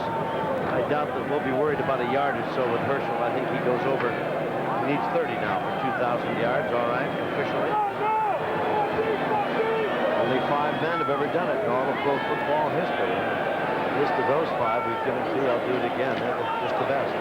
On the reverse, Tullis at the 45, 40, 35, and very close to the 34, and very close to another first down. Little quick play. Tullis, who's out of Delaware State, 6-footer, 170 pounds. He's a wide receiver. Plummer made the stop. Excellent speed by Tullis. They feel that he is the fastest man on this offensive club next to Herschel Walker. He's the guy they utilize when they bring him into the game for the reverse, as one of the players comes off injured for the Invaders. That's Lyles, Alba Lyles, the 250-pound defensive end out of Boise State. Says, oh, he's got a pinched nerve in the right shoulder. Tullis in motion. That's Walker. Oh, boy. He ran into Plummer almost. He just got to the line of scrimmage, and Plummer nailed him flush, and Plummer's coming off and appears to be shaken up. And Plummer looks as though he's got a pinched nerve problem up in his left shoulder or thereabouts as he comes off listing a bit to the port side. Well, they went in just before the half injured as Walker making that little counter move and coming in there. That's Plummer coming in that gives him the shot up high. And I imagine that Walker's hurt a lot of shoulders along the way. 30 yards to go. Herschel's got the first down as he fights his way close to the 30. David Shaw makes the stop. They were at the 35-yard line, and they're down to the 31, so it's going to be at least another 4 for Walker. And his magic number is now 26 yards away. However, his team is down 20 to 6, and of importance now is the fact that it's a 1st and 10 at the 31. Well, you know, you talk about Herschel getting to that 2,000, Kevin Bryant. They've been having a duel all year. Bryant actually averaging 4.7 to Herschel's 4.8. 2 great running backs. They debuted brilliantly. There's Walker at the 30, very close to the 25. Mark it at the 26. It appears to be another 5. We're talking 21 yards unofficially now remaining as Walker advances maybe even 20. Much closer to that 2,000-yard mark with every carry. Put the ball at the 25. You know, over at the hotel today, talking with several of the coaches, I said, doesn't Herschel ever get battered or beat up? They said if you could see his hands, they are just totally scarred and bruised and hammered from using that to push off those headgears. He maintains that caused most of the problems he had dropping the ball in the early going. Walker's at the 20. Walker is down to about the 16-yard line. That could be another 10 yards. It's 1st and 10 at the 16, and he's going to get 9 more anyway on that burst up the middle. And did a 360 as he hit in there. He had some daylight. Nice crack over the right side. Wayne Harris, the offensive right guard, Kent Hull, both of them played 4 years together side by side at Mississippi State. They're the strength of that offensive line. But Walker, once he got that daylight, he did the 360, and Yuna was just hanging on to stop him. 13 yards is what the man needs to reach the plateau of 2,000. What a landmark that is in pro ball. Knapple, out of time, pumps in the end zone. His man was wide open. Tried to get to McConaughey, and he hit him on one bounce. Oh, my. Oh, and what a break, because Derek Martin had fallen down. McConaughey putting a great post corner move, and at that stage, Martin just slipped and went to the turf. And Knapple had just a little bit more poise to hold that ball, or a second more, and hadn't been quick to pull the trigger, knowing that McConaughey was going to be getting to the back of the end zone. He really had an easy sixer. 20-6 the score in favor of Oakland. The ball is at the 16 of the Invaders, and the Generals have a second down. Play action, Knapple pitching back. Tullis again. Driven out of bounds as he crosses the 10, drive him out at the 9, pick up of 7. It'll be 3rd and 3. Well, there's a play you won't see very often, a college option, which Chuck Fairbanks utilized so well through his college career. You'll see Knapple coming down the line, the fake out of the eye. Here comes Tullis down from his left side split end position, and then Knapple pitching out to him, and of course Tullis taking it in deep. They used that, you know, speaking of that, Tom, talking to him, they said they had that in their repertoire before the game, and they said they had not used it. I said, since when? They said since about 6 weeks ago when they played Chicago. 3rd and 3 at the 9-yard line. Quinn made the stop. Bowers was the guy trying to throw the block. There's Carthen, and he's fighting his way for what appears from here to be the first down at the 5-yard line. Duncan comes up to make the stop. Carthen is a 6'1", 225 rookie running back out of Arkansas State, and he's got a first down, so it is 1st and goal at the 5-yard line. This drive by the New Jersey Generals, the best they've displayed for us today. They started at their own 46-yard line, and they have moved downfield now to a 1st and goal at the 5. Prior to that, their offense had come unglued almost before it got started. Their touchdown came as the result of a recovery inside the 5 and a 1-yard plunge by Herschel Walker. Herschel dives to the middle of the line and gets very close to the 2-yard line, which would give him another 3 and reduce his magic number down around the 9-yard mark now. And here comes the goal line unit of the Oakland Invaders as 5 new defensive personnel come into the ball game. And you look at Herschel Walker, and most of the time where he runs control, now he's into that scoring territory. Here he does not take his time. He just blows it in there full tilt, gets as much leverage and momentum as he can. That time he carried the pile for 3. Well, they're having fun with the statistics because it's 2nd and goal at the 2-yard line. Herschel driving into the middle, maybe got a yard. The scoreboard said the 3-yard line. It was not. The ball was at the 2. You could see it at home. And it was 2nd and goal there, and here's Walker again. Off that right side. In front of him there, Wayne Harris and Todd Thomas, Kent Hull, the center. They're the people trying to move it out. But good surge by the defensive unit of the Invaders to stop Herschel short of the goal line. It is now 3rd and goal at the 1-yard line, so he got an additional yard. He's down to about 8 now. I don't know why the scoreboard insists on calling it the 2nd-yard line. You at home can see that it's down on the 1. 3rd down, big play time for everybody. Walker, he's in the end zone. Herschel has scored the 2nd Generals touchdown, and he moves even closer now to the 2,000-yard mark. He's less than 10 away from that magic plateau. A very good drive, Don Heinrich, by the Generals. They went all the way from their own 46. Excellent drive coming off the left side. It's a good block by the fullback, the lead man, Troy McMillan, the offensive left guard. You'll see McMillan, the left guard, Ted Cirillo, the left tackle, moving them back.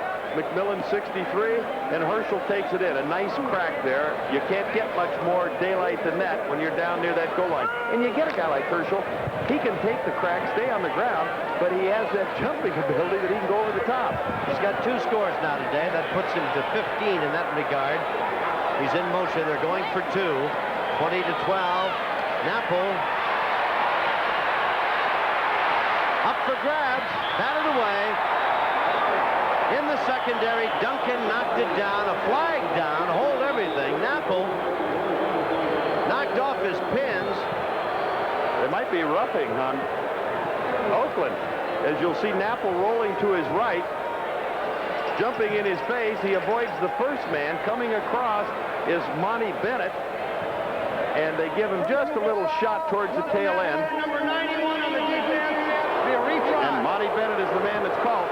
The New Jersey Generals have tried more two-point conversions this season than any club in the league. 9, they had made 4. Now that'll move the ball to the 1-yard line, or possibly the 1.5, the way it's sitting there, because it's moved back. So we'll see just what kind of a call here. I think Herschel's got to be the man with the football. Well, 2 points would be a mighty big item right now. The give to Herschel on the sweep, and he burrows his way in for 2. I mean, he looked like a guy diving into a little hole in the ground, didn't he? He did. Slipped in there for 2, and now a touchdown, you know, would put this New Jersey club on top. So they get 2 points, and they go to 20 to 14. Here you see it again. 64, the right guard, Wayne Harris, pulling in front of it. You'll see him get a block right there on the right side. Then in front of Walker is Maurice Carthen, the fullback. He sees the little daylight, goes down in low, takes it in. They're 5 for 10 on 2-pointers this year. And New Jersey gets closer. The score, Oakland 20, New Jersey 14. We'll be back after this.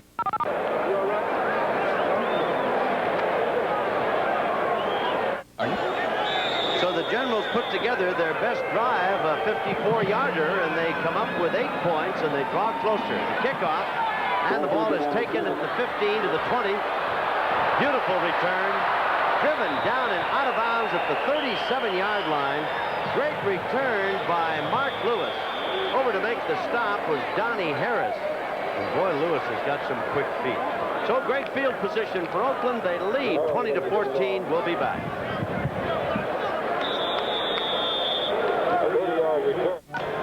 The ball game is very much up for grabs in better than 5 minutes, almost 6 in fact, remain in the third period.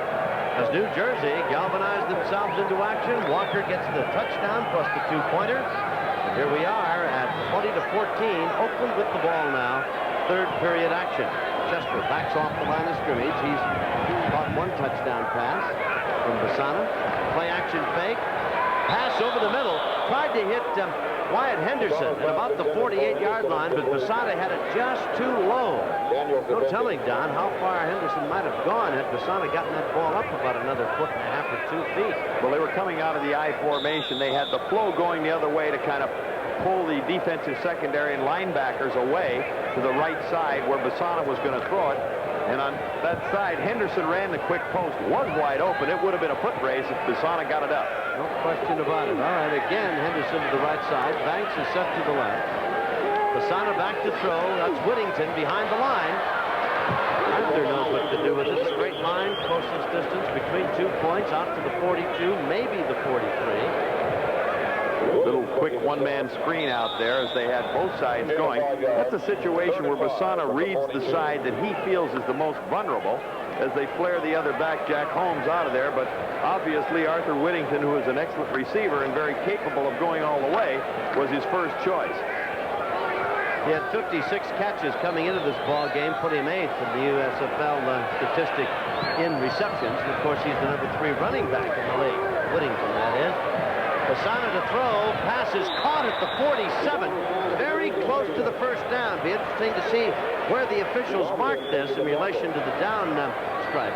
It will also be interesting if it is not a first down, because they're going to give him all of it as they're going to look for a measurement. I think it's short, Coach. Will John Ralston choose to go for it, or like on the last drive, which looked like the the Herschel Walker show, as he virtually lugged it all the way downfield for that touchdown to close the gap here. It is going to be 4th down, and I would think that they'd want to kick it away. Well, that's what the indication is, as they, oh, wait a minute, they haven't done it so far. They lead 20 to 14. They're going for it. 4th down at the 46-yard line. Oh, everybody likes a gambler, unless he doesn't make it. 2 tight ends to bookend the line. Straight ahead, yes, Whittington has got the first down as he goes to the 47-yard line, then is thrown back. Jackson carrying the ball. Not Whittington. Louis Jackson coming in. The crowd liked it. Jackson leading him in there on that. Dale Markham, Raymond Chester, and Frank Frazier are the ones that give it a nice surge. Jack Holmes, 45, you'll see him leading Fred in there. He just lowers his head, moving that pile back a little bit, and then, of course, getting help with Maurice Clemens coming in to help on the tackle. Costick coming over. So Louis Jackson makes it a first down at the 49. And now here's Whittington again, crossing midfield to the 49 of the New Jersey Generals.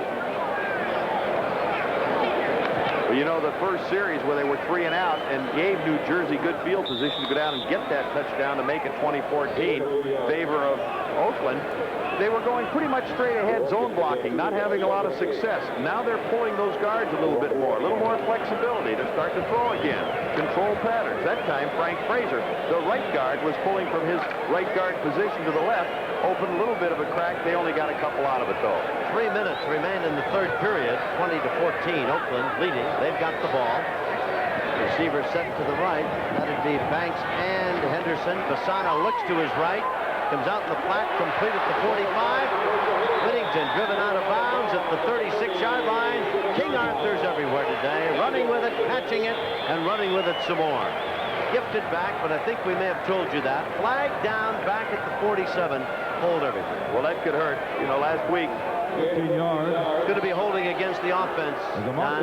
Last week, Arthur Whittington carried 24 times for 92 yards, and he had 8 receptions for 66 more. So like you said, he does everything. Number 53 on the offense. It'll be second down. That's Jeff Harper, the center, that's guilty of that infraction, and that really hurts because they were down around the 40-yard line in New Jersey. Now they got long yardage. And we've got a timeout being taken on the field now as one of the players has gone over. There's Woodland, the nose tackle, middle guard shaken up. He's gone off. And now that they've got the injured player off the field, they've got the ball marked ready for action to continue. Put it back at the 41. That came back, of course, from the 49 of New Jersey. So it's going to be 2nd and 17. That's the call facing Bassana now. He leads 20-14. We're in the closing 2 minutes here of this third period, and a lot of football yet to be played. Shadows lengthen here at Alameda County Coliseum. Oh, boy, what a hit on Whittington. Up from the secondary, that's Steve Hammond, a rookie out of Wake Forest. And Arthur, who isn't the biggest guy in the world, nailed by Hammond, who's 6'4" and 225. I'm talking the ball is loose. Hammond had a free shot. He knew that Whittington didn't know he was coming. Fred might have known it. He said to Bassana when he got back to the huddle, he said, "Hey, wait a minute, don't hang me out to dry." Arthur said, "I don't like those kind of shots." Hammond is a guy that they bring in, a linebacker with good quickness that they utilize when they bring in their 4-down linemen like they have now in the 5 defensive backs. 3rd and 17. Bassana, one thinks, will go to the air. He needs a lot of territory, and he's back to throw. Gets a rush, and the Generals are in to dump him. Suddenly, Don Heinrich, the Generals have found that fickle lady, momentum, has swung to their side a bit. They put together a nice 56-yard drive. Here they are stopping Oakland. They're going to get the ball back. One thinks in pretty good position, and they're down by only 6 points. Well, as many problems as New Jersey had moving the football in the first half, and Oakland has been essentially a second-half football team, not New Jersey. But, as you indicated, you don't want to give it club a chance. And when they scored 6 points, that perked up the defense, and now they shut down the Invaders. So it's Talley back to punt it away, and Lott is awaiting the football at the 25. Very high snap from Marcus Quinn, but the Talley pulls it down and hits his best of the afternoon. What a beauty. Gets a nice bounce, does Mr. Lott. We'll see about the Oklahoma man returning it just to the 15-yard line. Well, everybody got away pretty good there. Talley got the high snap, pulled it down, hit it good. Lott barely got it back. We'll be back in a moment.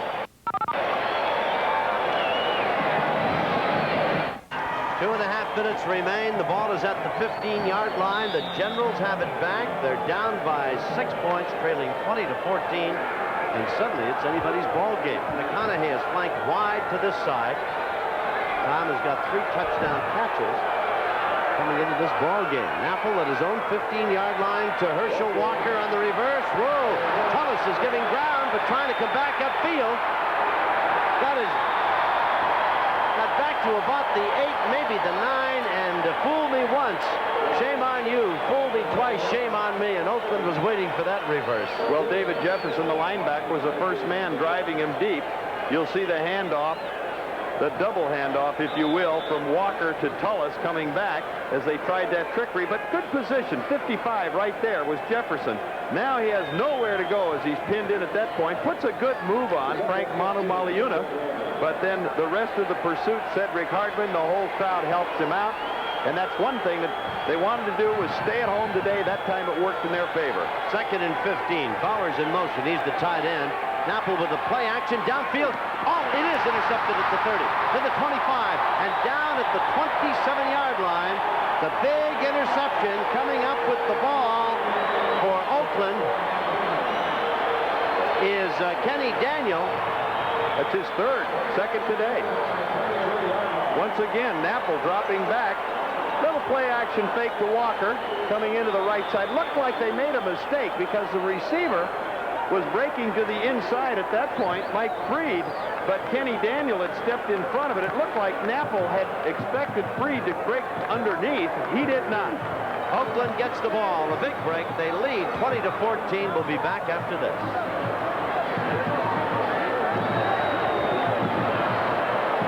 I'll remind you that ESPN continues its live auto racing 83 coverage with the Karts Rex Mays 150. The first big race after the Indy 500. Many of the top drivers will be there.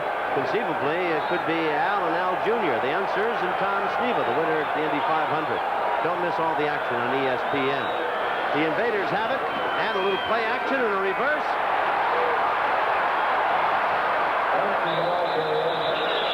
Well, they ran that down to the 17-yard line, and Banks, with a big crowd of white jersey generals around him.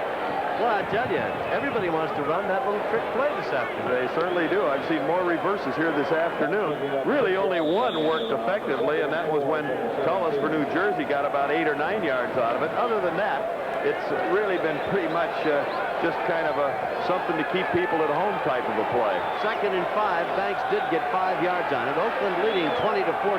Big time now for the Invaders. They're at the 17. Bassano with a ton of time. Over the middle, complete. Inside the 10 to about the 7-yard line, and Aldrich, the man who caught it, and Rod Shope, the man who caught him, but not till he got to the 8-yard line, and a 1st and goal Oakland. Good throw by Bassano at this point. Dropping straight back, backpedaling, so he keeps everything in front of him. You see a stunt going on with the white offensive line, but coming out of the backfield, Aldrich with Shope right on top of him, makes an excellent catch and picks up some very nice yardage where it's 1st and goal at the 8. They brought in Vince Randall, another tight end, to bookend the line with Raymond Chester, as Banks has come out now, and it's 1st and goal, and we've got Whittington in motion. Bassano rolling, looking, throwing. Oh my! Hot, then dropped off the field of play. Whittington beside himself. Thought he pulled it down for a score. He thought he was in there. The official said no. He was right on the sideline. Said, "You are out of bounds, Arthur." Arthur's got his headgear off. He's coming back to talk to the official. He's upset, very upset. Now he's smiling. You see the throw right here. And on the sideline, as Arthur's feet go 1 into the end zone, 2. Well, it's hard to say, folks, from our angle. It looked like he was juggling the football right at that point. But didn't have possession in terms of the officials' thinking. Sure looked like he had most of those size 9s in the end zone when he came down. 2nd down and goal at the 8-yard line. Bassano looking, pumps. Great catch, touchdown Oakland. Beautiful reception, Henderson. And you know what was so great about that was Bassano, as he looked out to the left side, one of the few times tonight that he used that eye action, as you get a lot of high fives and enthusiasm, a little dance in the end zone. As the people that play with the Invaders are all enthusiastic for Gordon Banks as he scores his 3rd touchdown of the season. But Bassano looking to the left, coming back to the right. Right there, you see him looking to the right side of your screen. Now comes back, low the corner to that side a little bit. Henderson for 6 points. I believe I said Banks, I meant Henderson. And Wyatt Henderson, the forgotten man, suddenly gets a touchdown catch, and that's his 9th of the year. And Shea's extra point try is good.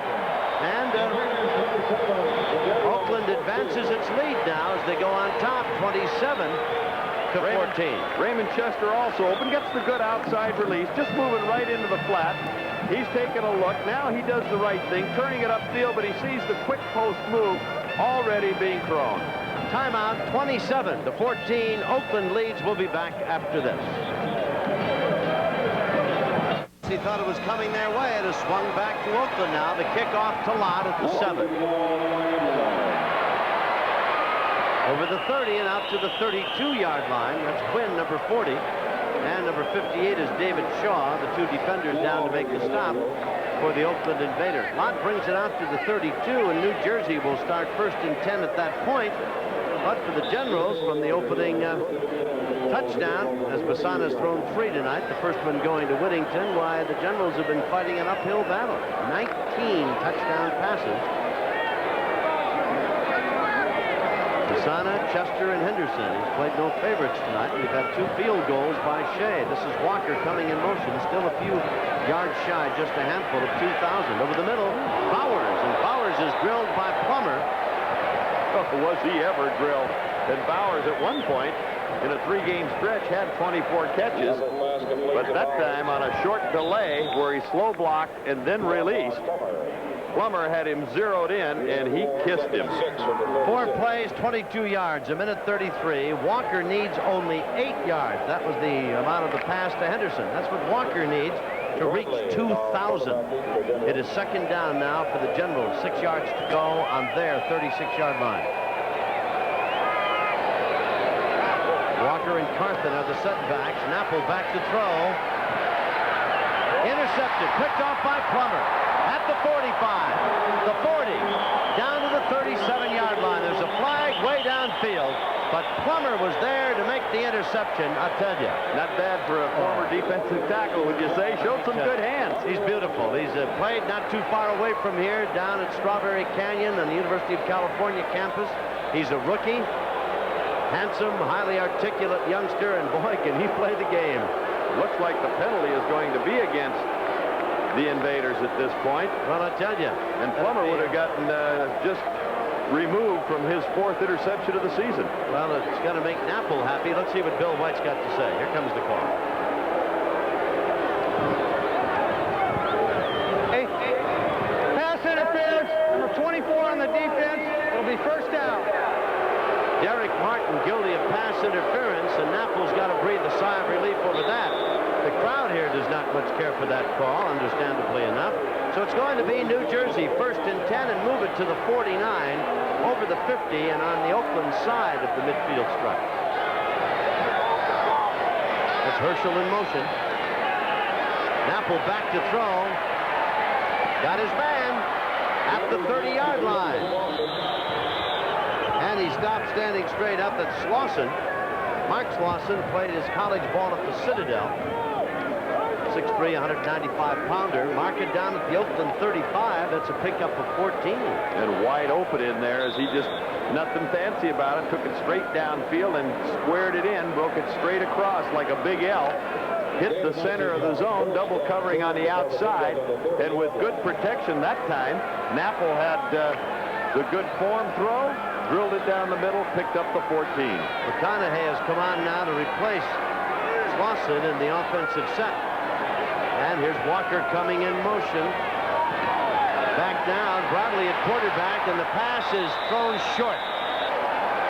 Gene Bradley from Arkansas State is now in at the quarterback spot. We probably called Napple a moment ago. It is Bradley who's come on to replace Napple. Well, obviously, Chuck Fairbanks slipped him in on that last series. Bradley originally was a #2 choice of the Buffalo Bills, and when he went to Arkansas State, he was offered scholarships in baseball, basketball, and football. At one point in his career, he pitched for the Boston Red Sox organization, had a fastball clocked at 91 miles an hour. He's got a 2nd down and 10, and he's back to throw. Downfield, complete to the 11-yard line. Beautifully thrown pass. McConaughey was there. Defensively, Fred Williams was there. And you know what he did so well right there, Tom? Bradley got back, got set, and let it go. He didn't hesitate. He knew where it was going, the timing, with pretty good coverage at that point as he backed straight out, keeping everything in front of him rather than running back. But he gets set, nice fire over the right shoulder, drills it in at that point, and the timing of it was absolutely perfect. So Bradley's moved this football team very well, thank you, down to the 11-yard line. And now it's first down for the New Jersey Generals. He's keeping it on the rollout. Oh, my. Threw it right into the arms of Frank Manu Maliuna, who is more than a little bit upset. Was he ever? I would be a bit surprised to see that Samoan do a little war dance out there over that one. Oh, he jumped on the ground. He'll never get a better opportunity than that. And Gene Bradley almost swallowed the giant olive. You'll see him rolling to the right with the play action fake, the counter move, pulling the guard to Herschel Walker, and now not even realizing that Manu was right in front of him. He had a receiver behind him, but he just drew a blank. Second down and 10 at the 11-yard line. It is 27-14 Oakland, but New Jersey trying to get back in. Bradley gonna have to run. In the end zone, oh my, Tullis caught it, but he was up in the paying customer seats, and then he staggers along by the dugout over there. Not hurt, fortunately. He's all right. Actually, a pretty good move by Bradley. He knew there was nowhere to go once he got flushed out of the pocket. So more than anything else, he was just going to make sure that he got it out of the end zone when he was throwing to Tullis so he'd get another chance. He wasn't going to put it into a crowd. He dodged a bullet a moment ago. Bradley, not that we want to apologize for missing him coming into the game, but he's easy to kind of overlook. He's only thrown the ball 6 times in his season since coming on, and now here he is with a third down and 10 at the 11-yard line. Rolling to his right. Incomplete. Would have been way short. There's a flag. Hold everything. Man, he tried to get it to his McConaughey, but I don't know what McConaughey would have done with it had he gotten it. Here's Bill White. Illegal touching by the offense. It'll be loss of down. It'll be 4th down. Loss of down.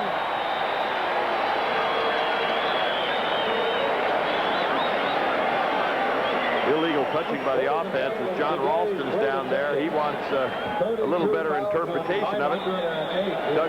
Coach Chuck Fairbanks, as he quickly whistles Mark Slauson into the game with a play. Very, very crucial play right here as far as New Jersey's concerned.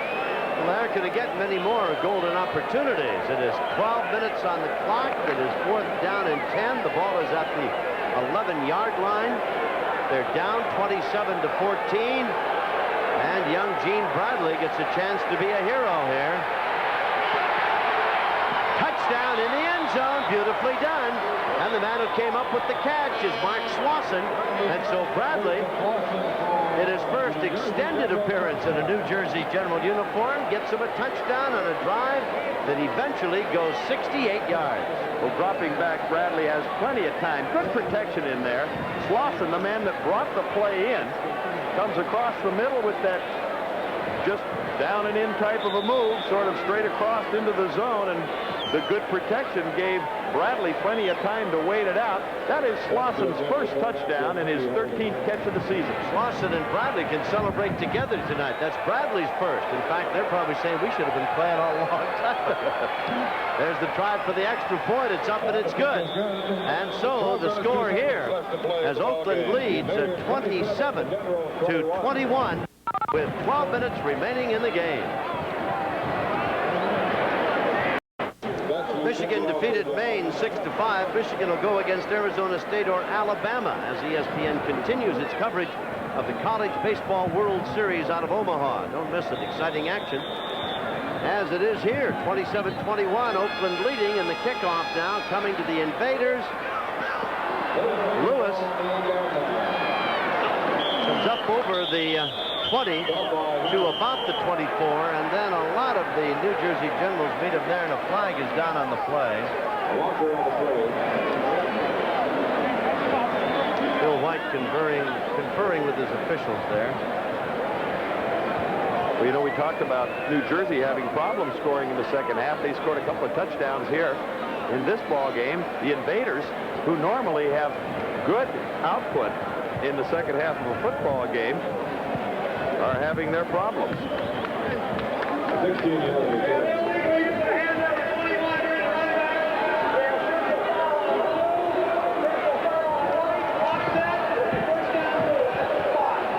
So they had offsetting penalties, personal foul call against the Generals and an illegal use of the hands against Aro Penaranda. Running back for the Oakland Invaders. Let the play go and bring the ball out to the 25, and Oakland will have it 1st and 10 at the 25-yard line. Herschel Walker is 8 yards away from 2,000, so we'll keep that in mind, awaiting his next offensive appearance. Raymond Chester pulling tacklers with him, in this case big number 59, that would be Maurice Clemens. Chester's been a very viable item in this ball game today, but when hasn't he? Magnificent 13-year career. Boy, he got up there a little bit like old folks, though, Chester. Oakland's had great scoring in the late going. Raymond Chester coming off limp just a little bit. Nice says, never mind, I'll stay out here. I'm better than anybody in one leg when we got over there on the bench with 2 good ones. Well, he just took a little inside release. It was just kind of a slant. And Rod Choate, the linebacker to that side, number 56. Cardinal Sin let him get inside. Basana hit him, picked up a nice first. Yeah, 15 yards. First down at the 40. Whittington head down and straight ahead to the 42, maybe the 43. Getting a hand on him in there for some of the action was Mike McKibben, number 53. 3-year outside linebacker out of Kent State. You know, Raymond Chester was one of a family of 9 children. Rod Choate, the linebacker to his side, number 56, he is the 2nd youngest in a family of 10, so they know what it is to fight for a spot at the dinner table. And to be in a crowd, too, and to get shoved around a little bit. 2nd down and 8 for Oakland at their 42-yard line. They lead 27-21. Back to throw is Basana. Pass is thrown low, but caught at the 48-yard line.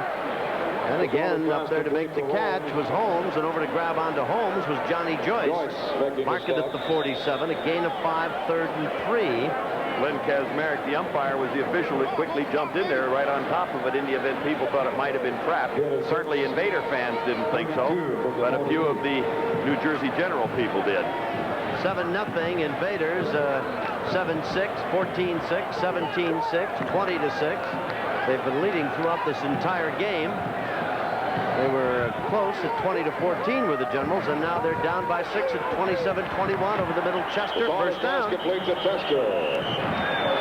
Chester gets the first down. He gets wrapped up again by Clemens, but not before he had first down territory inside the 50. Well, Chester felt just a little bit. You'll see Clemens, number 59, moving across. You'll see Chester coming in from the right side of your screen as Clemens is closing. Kazmarek, the umpire, falls down. Chester felt that Clemens got to him just a little bit quick and grabbed him, but he still got it up to the first. I think Kazmarek got knocked down. That's a dangerous spot to be. Yeah, it is. You got to be a toreador.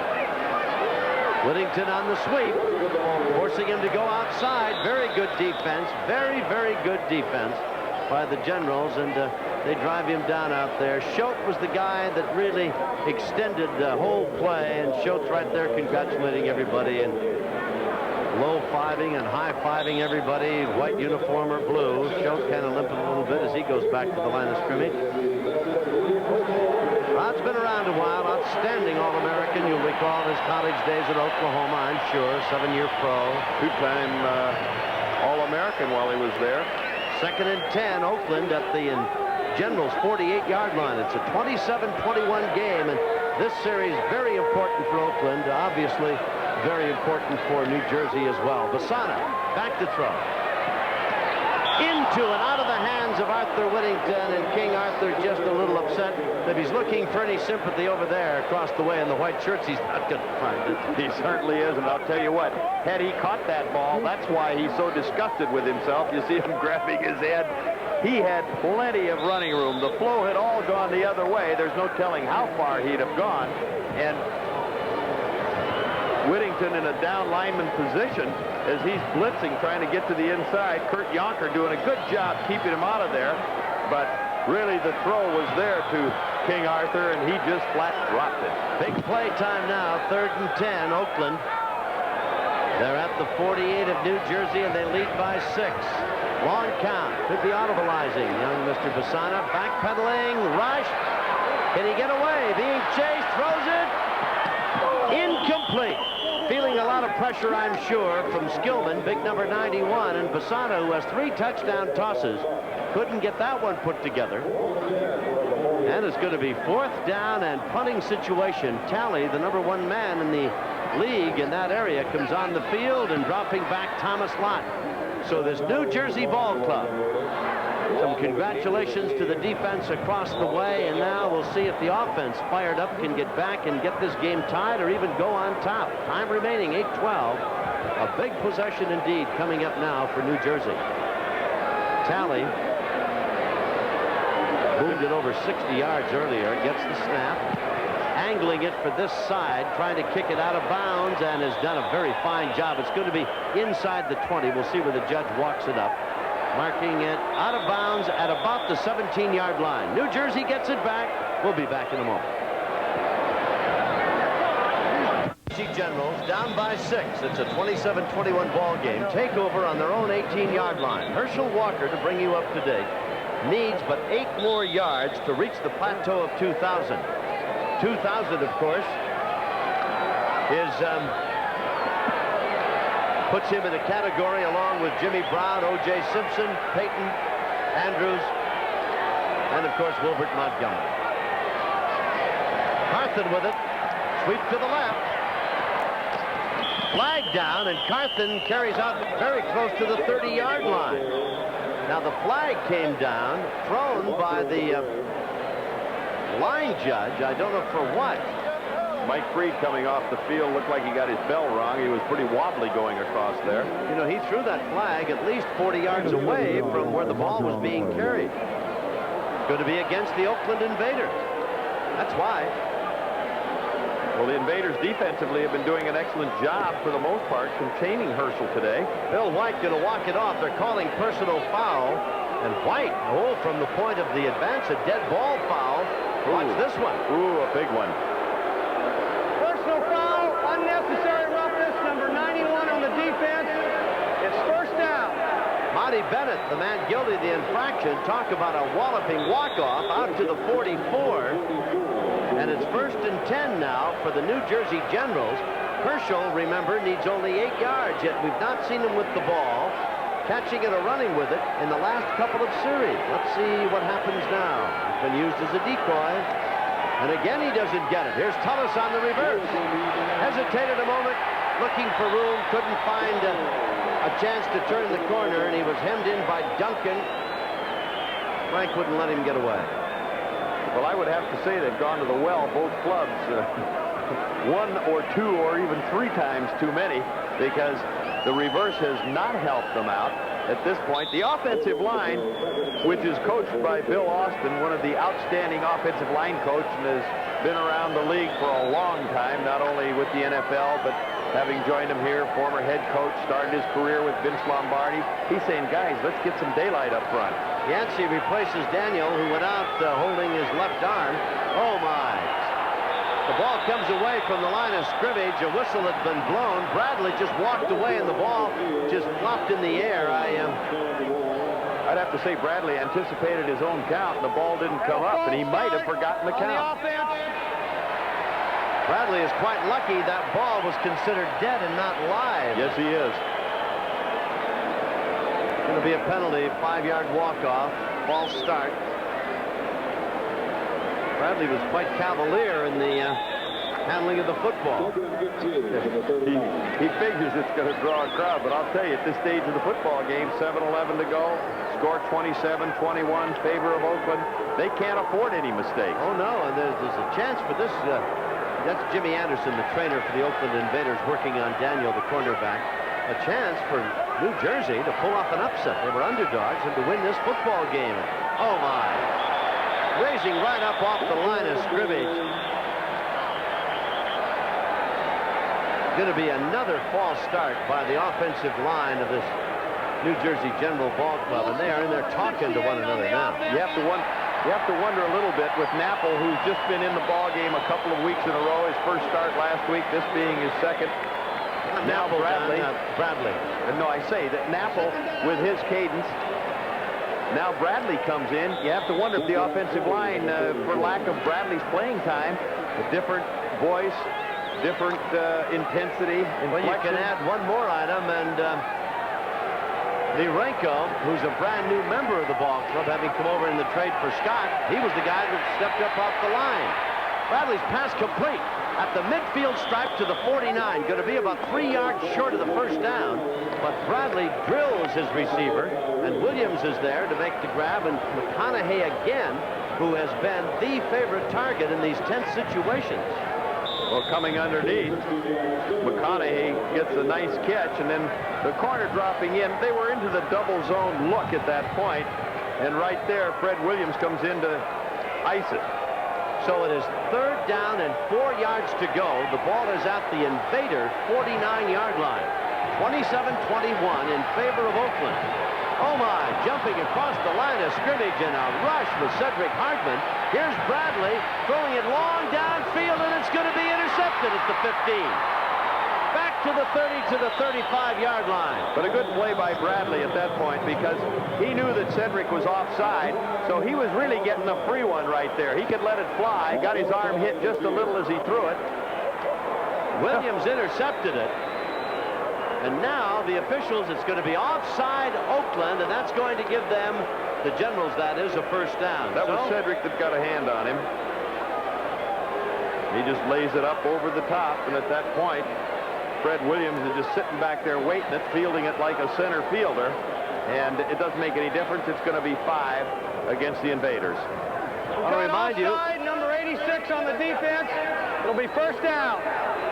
Sharon Smith and Tom Mees will be along with Bob Lee, and Sharon Smith will be along with Sports Center. There's Chuck Fairbanks saying, fellas, let's kind of slow it down and keep it under control. We've got 6:15 to go and a chance to win this game. At any rate, Bob and Sharon will be along to bring you up to date on all of what's been happening in the world of sports today. There's Herschel Walker, needs 8. Plummer gets him, and he's dropped at the 40-yard line. Line of scrimmage was the 45, so Herschel has gotten 5 yards as they mark it to the 40. It'll be 2nd and 5 at the Invader 40. Here's Herschel, really classic move. You'll see him take that side step to come straight up. Now watch the veer to the left right there. Slips through the hole, and then Plummer, who's a fairly deep-set linebacker, comes up to drill him at that stage. Plummer having gone out of the game twice today with injuries, but he's in there now when it counts. 5:38 to go. Herschel needs 4 yards now to reach the magic plateau of 2,000. Bradley got his man. Bowers, good catch. Out of bounds at the 11-yard line. Flag down. They may have hit him an extra shot. And a flag down back up at the line of scrimmage at the 44. I don't know what the line of scrimmage would be. The officials will sort the 2 of them out. The ball out of bounds at the 10. Well, right here, Bradley dropping back, faking to Herschel. Play action, Hardman coming in from the right, but plenty of time. And as he fires it down the sideline to Bowers, who's got 4.6 speed and got open, figured a little late shot right there as they call it on Frank Duncan. We have number 77 on the offense holding. We have number 42 on the defense. Illegal use of hands. Offset. We're going to replay. 2nd down. 2nd and 5. If you go back, you'll see that Thomas, I think, might have been called almost for an illegal block, but they laid holding on him at the line of scrimmage.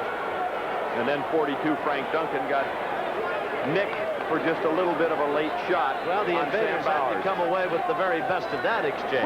Well, the best part of this drive, as far as New Jersey is involved, has been by the way of penalties. A couple of big ones to keep it going. However, as you mentioned earlier, Coach Chuck Fairbanks on the sideline trying to get his club to settle down, maintain their composure. There's plenty of time with 5:26 to go in the ball game, trailing by 6, 27-21. He says, guys, let's not lose our cool.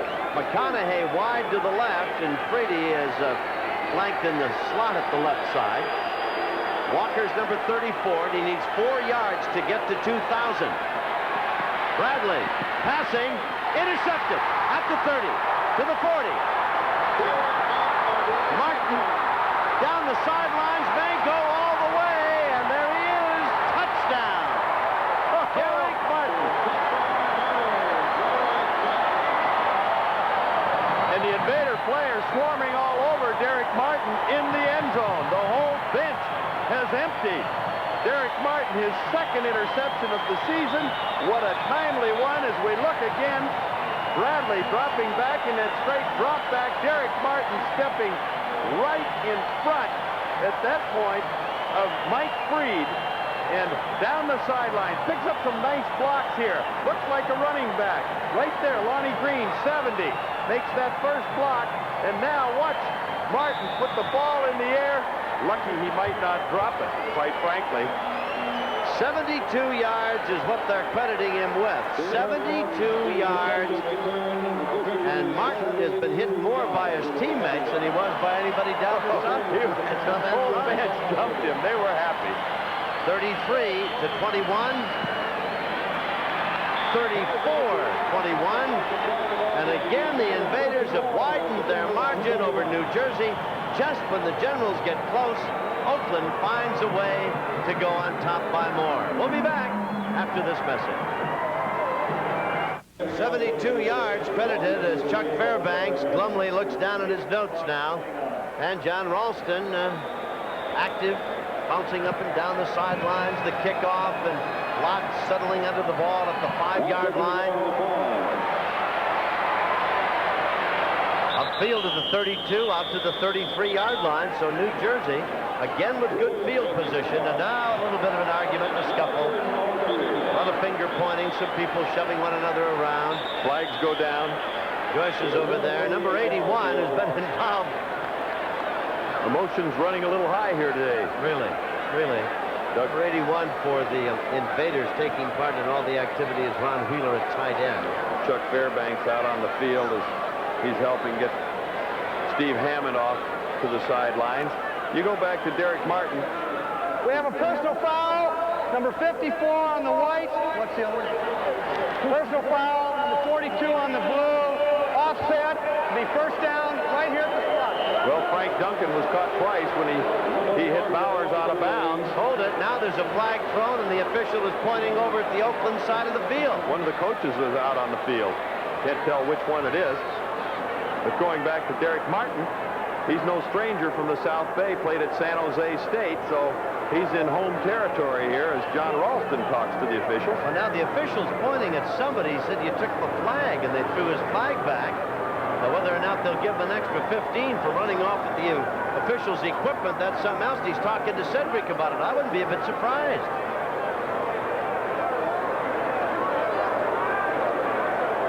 You know, I did a game once, Don Heinrich, where a guy walking along behind the bench got 15 yards for unsportsmanlike conduct. Well, I saw a coach get one in the tunnel in the Los Angeles Coliseum. Well, this happened. Believe that at halftime. Yeah, unsportsmanlike conduct. Number 21 on the defense. It'll be first down.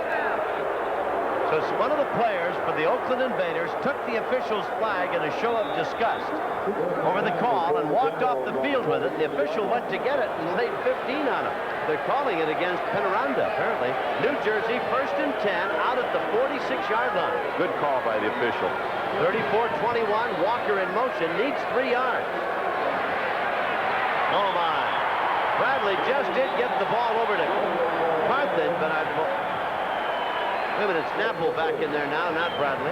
And Dewey McClain, the right side linebacker, as you started to indicate, was wearing Napple like a shirt. He almost drilled him before he got it off. Came through there, no one touched him. So it's going to be 2nd down and 10, and the ball comes back to the 46-yard line.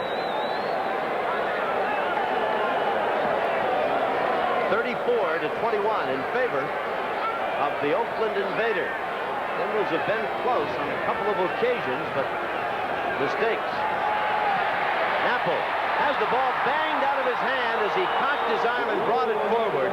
Recovered there on top of the play was Lirenko, but he was called for being in the act of throwing it forward and incomplete. Well, that was Cedric Hardman, who has been a premier pass rusher through his career. He led this club in sacks, almost had another one there as he caught his arm. Lee Renko, as you mentioned, coming over from Chicago. He had been in the NFL a while, and at one point he did a great job on Art Still, one of the great defensive ends in Kansas City. Cedric is giving him fits. 3rd and 10 now for Napple, back in at the quarterback spot. Pass over the middle, complete, but short of the first down at the 47-yard line. Walker, with the reception, should have the 3 yards he needs to be at the 2,000-yard mark. Here he is. Walker in the backfield. As he starts to circle out of there, he'll come from left to right over the middle. They clear it out, catching the football, but right at that point, Duncan comes in. The first hit over there originally by Frank Manu Maliuna. Number 54, another angle, opens up the lane good. Throws it right down the lane, but I'm sure he's thinking of Cedric that last time around. That was Manu that made the first lick. 4th and 4, and Walker indeed has gone by 2,000. Napple throws it complete to Bowers. He's got the first down to the 40 and down to the 39-yard line. Duncan made the tackle. So Napple comes up with the big play, and Walker now has gone 2,003 yards. That is rushing and receiving, and the 6th player in all of pro football history. And I tell you, is he in with an elite group? Jimmy Brown, O.J. Simpson twice, Montgomery, Peyton, and Andrews. Now that's a group. I tell you, you'd hand the football to that crowd anytime. First down at the 39-yard line. New Jersey still trying to find a way to pull this one out. 3.5 to go. They're down by 13. Pass incomplete. Now that one to Walker. Herschel just kind of stood there and waited for it to come to him. And he'd taken a step back. He might have had the reception. If he'd have come back for the football just a little bit, he was sort of backing away from it. Bradley, or Napple, was getting good pressure, so he threw off balance, threw off of his back foot. He really didn't have much mustard on that football. It was dying as it got there, and Walker really did not have the opportunity to adjust and get back to it. Twice now, New Jersey has been close, and interceptions have turned them away. And the last interception, of course, saw this big Martin 72-yard return for a score. Napple downfield, a catch on his knees and back up, and bringing it to the 20-yard line was Freed. Freed grabbed by Duncan. Ball is at the 20-yard line. And it's going to be a first down for the Generals, a 19-yard pickup. Time remaining, 2:59, and the clock ticking away, and the score is 34-21 Oakland. New Jersey at 20-14 and 27-21, within striking distance of not only making it close, but actually of going on top if they've come up empty. Walker straight ahead, got tripped up as he gets to the 16-yard line. Herschel has gone over 2,000 yards, and now every step past the line of scrimmage adds to his mark. And remember, this is his 14th game, so while others have done it in 14 and 16 and some in 12, Herschel falls right in there in that right category. There'll be no asterisk after his record, to be sure. And the 2 touchdowns he scored today. At the 16-yard line, 2nd and 6 now. Walker's the eye back or the tail back. Play action fake. Napple throwing incomplete. His intended receiver was jumped unceremoniously at about the 1-yard line, but the ball bounced at about the 5. Clock stops with 2:04, so New Jersey will get 1, and then we'll have the 2-minute warning timeout. Well, that was the best place Napple could have thrown it, really, because had he put that ball up in the air, Kenny Daniel, the corner on that side, would have been in perfect position as he stepped in front, would have picked it off, but the ball went into the ground. So there was a poor throw that worked to New Jersey's advantage. Freedy goes off the field now for the Generals, and here is a 3rd down and 6. Walker in motion. Napple back to throw. Incomplete. Tried to get it to his tight end, Bowers. Good defense by Plummer. Good job by Plummer. Did he do a good job running with Bowers? And 4'6", 40 guy, Bowers releasing number 89, comes across the line of scrimmage. There's Plummer, 51, running with him. The ball pretty well thrown, but he plays it, Plummer does, perfectly by getting that left hand up there and knocking the football away. 2-minute warning, and with that, we've got Oakland leading 34-21. USFL Week 14 pits explosive Chicago and Tremaine Johnson against giant killer Boston. See it live Monday. Ball will be at the 16-yard line, and it's going to be 4th down and 6 yards to go for this New Jersey ball club. They are down 34-21. They need 2 big scores. They have been within 6 points on 2 occasions at 20-14 and 27-21. But they found a way, interceptions primarily, to stall themselves. Greedy in motion. Oh, Napple gets rushed. Forget it. Sacked. McClanahan buries him in the dust back at the 30-yard line. And Oakland now, with 1:55 to go, appears to be a cinch to win its 7th ball game of the season. And they'll put some added pressure on the Los Angeles Express. They were tied with Oakland at 6-7 coming into weekend play, and they'll be home tomorrow at Arizona. Don't overlook Denver in the scheme of things in this Pacific Division. They're 5-8, and they've won 2 in a row. We'll be back for the final 1:55 after this. Youth soccer coming up Wednesday, live June the 8th. They'll be in Azteca Stadium in Mexico City. The United States team goes against Poland. They're part of 16 nations represented. The youngsters are 20 and under. National or world youth soccer. Well worth looking at. You'll watch it on ESPN. There's Whittington, King Arthur in the dust. Down he goes at the line of scrimmage, the 25-yard line. Maurice Clemens, inside linebacker, coming across. The defensive line strung it out good. They anticipate that they're going to go side to side, try and eat that clock up a little bit. They'd like to turn the corner and see if they could get some yards out of it. We got some interesting. New Jersey taking a timeout, 1 of 3. That gives them 2 left. So we've got a score of 13 points on top by Oakland. We'll be back after this.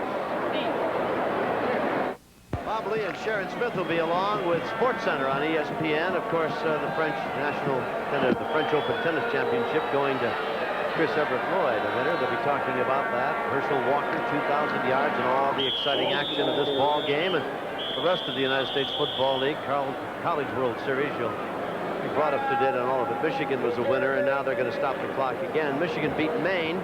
They'll go against either Arizona State or Alabama, the winner of that game. When next year watching in as ESPN covers the College World Series from Rosenblatt Stadium in Omaha. Here in this ball game, Oakland has made 3 interceptions off the quarterbacking of Napple and the other young man, Bradley. And here's how Walker did. He now has moved in with 2,007 yards. You can see his figures there, 1983. Boy, that is an elite group, isn't it? O.J. did it twice. Brown, Payton, Andrews, Walker, and Montgomery. And no one with more than 16 games. There's Herschel Walker. Delightful guys in a magnificent season. He had 112 yards today. Needed 105. And I bet he'd trade a lot of that for a winning season this year, as they will now drop to 4-10 in their division. And you got to give a lot of credit to the defense of the Oakland Invaders, as they have essentially contained Herschel for the most part. Herschel standing there, I'm sure a little disgruntled, and he would like to see a victory. 3rd and 9 at the 28-yard line now for the Oakland Ball Club. Just content, I think, to run out the clock. No, they're still giving it all, aren't they? There's King Arthur. Whittington carries it up to the 35-yard line. You know, you talk about Arthur. He's had several good games this year, as well as his consistency. You mentioned the 3rd leading rusher. He had a couple of 100-yard games, and next to Walker and Bryant of Philadelphia, he's the only other one to have more than one 200-yard game. One was against Tampa, one was against Michigan, so he wants to log as many yards as he can. Came close to it last week against L.A. Chester caught 5 balls for 75 yards today. Another great old pro, Raymond, and one of those was a 24-yard touchdown catch. And now we've got Talley to kick it away, and Lott awaiting the ball. Ed Vasana had a great afternoon. We still haven't selected our player of the game, but we'll have to do that in the closing 45 seconds here. Talley gets the snap and rips it end over end, coming for the sideline, and goes out of bounds. It'll be upfield from the 30, and the back judge just about got leveled in the little exchange. Budweiser, we're naming Fred Basana as our most valuable player of the game. Fred with 3 touchdown tosses. He 23 of 32. Here's a touchdown toss to show you some of his skills. As he steps back, pumps once, looks that way, comes back this way, down the middle. Wyatt Henderson, nice high grab in the end zone for a score. He hit earlier Whittington on a short one, and then he came back and hit Raymond Chester for another. Fred, nice smile, handsome fella. For all you do, Fred, this Bud's for you. Congratulations. Good-looking guy. I wonder if they'll send him a case of Bud after He's this in the one. beer business. Oh, I know he is. Up around Marysville. Big seller with him. Oh, yeah. And he played his college ball right up the road a ways at Strawberry Canyon, University of California. Over the middle, Carthen with the grab and slides, and nobody touched him, so he crept over the 40 to about the 42. Half a minute remaining. He did not get the first down, so the clock continues to roll. Terry Daniels, the corner over there, he got his start when Dana Noel, the regular starting cornerback, was out with a pinched nerve, but made a mistake. He got to touch him. Back to throw. Napple again incomplete. Walker still out there. Herschel could not get it at the 48. 11 seconds, and the clock stops with the incompleted pass. Walker, over 2,000 yards, puts him in that select company that we've referred to so many times today. The great, all-time great running backs, Brown, Simpson, Payton. Here's how it is in the Pacific Division now, and Los Angeles a half game back, playing Arizona tomorrow in L.A. Denver a winner last night. Craig Morton suddenly has got that ball club back in the thought of things. They've won 2 in a row, and they go against Oakland. Morton says this game's easy. Next week they'll be playing Denver, this Oakland club. Oakland also has Philadelphia on the upcoming schedule. Napple finally just nobody to throw it to. They're going to stop the clock with 5 seconds. George Atea was there to bring him down. Monty Bennett as well. That's Atea's second sack of the season. But really, Napple just stood in there far too long. You got to pull that trigger. Napple, along with Bradley, intercepted 3 times. The gun brings it to an end. And so while the New Jersey Generals got close a couple of times, 20-14, 27-21, they could not pull it out. And so it is 34-21. Oakland wins it. Herschel Walker with 2,006 yards now, and now he becomes one of that elite group who have gone over 2,000 yards running and receiving in one season. Though his team lost 34-21. Oakland now at 7-7 leads the Pacific Division by half a game. L.A. plays Arizona tomorrow, and a week from now it's going to be Oakland going against Denver, and they're still in it. So there it is. We'll return you now to our Sports Center and Bob Lee and Sharon Smith. Good afternoon from Oakland. Much, Tom Kelly. So what most people thought would happen indeed did happen. Herschel Walker did go over the 2,000-yard mark in total offense, but the Oakland Invaders did win the football game. The final score, Oakland evening its record at 7-7 by winning over New Jersey 34-21. Still 4 more games this weekend, weekend number 14 of the USFL. Here's a look at the schedule and the lines. 3 games on Sunday. Arizona at Los Angeles. The Express is a 7-point favorite. Birmingham at Tampa Bay. Birmingham is a 3.5-point underdog in that game. Philadelphia at home against Michigan, a 4-point favorite there. And on Monday night, Chicago will be at Boston. The Blitz, the road team, a 3.5-point favorite there. Don't forget, we'll have that Chicago-Boston game for you on ESPN. That's live Monday night at 8 Eastern, 5 Pacific time from Nickerson Field in Boston. And Monday night, June 13th, we'll be back in Oakland as the Invaders host the Denver Gold in a key matchup in that very competitive Pacific Division. Once again, the final score from Oakland, California, 34-21 in favor of the Oakland Invaders.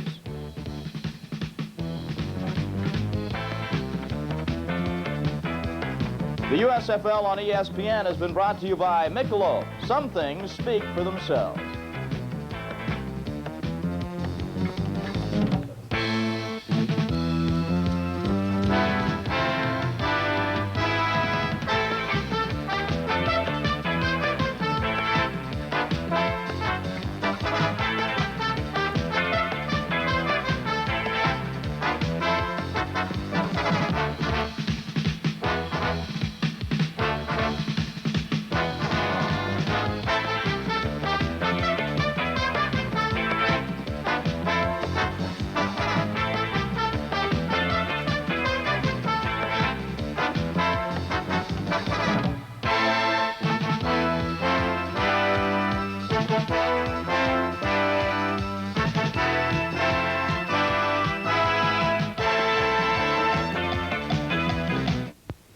United flies to Tokyo from more top U.S. business centers.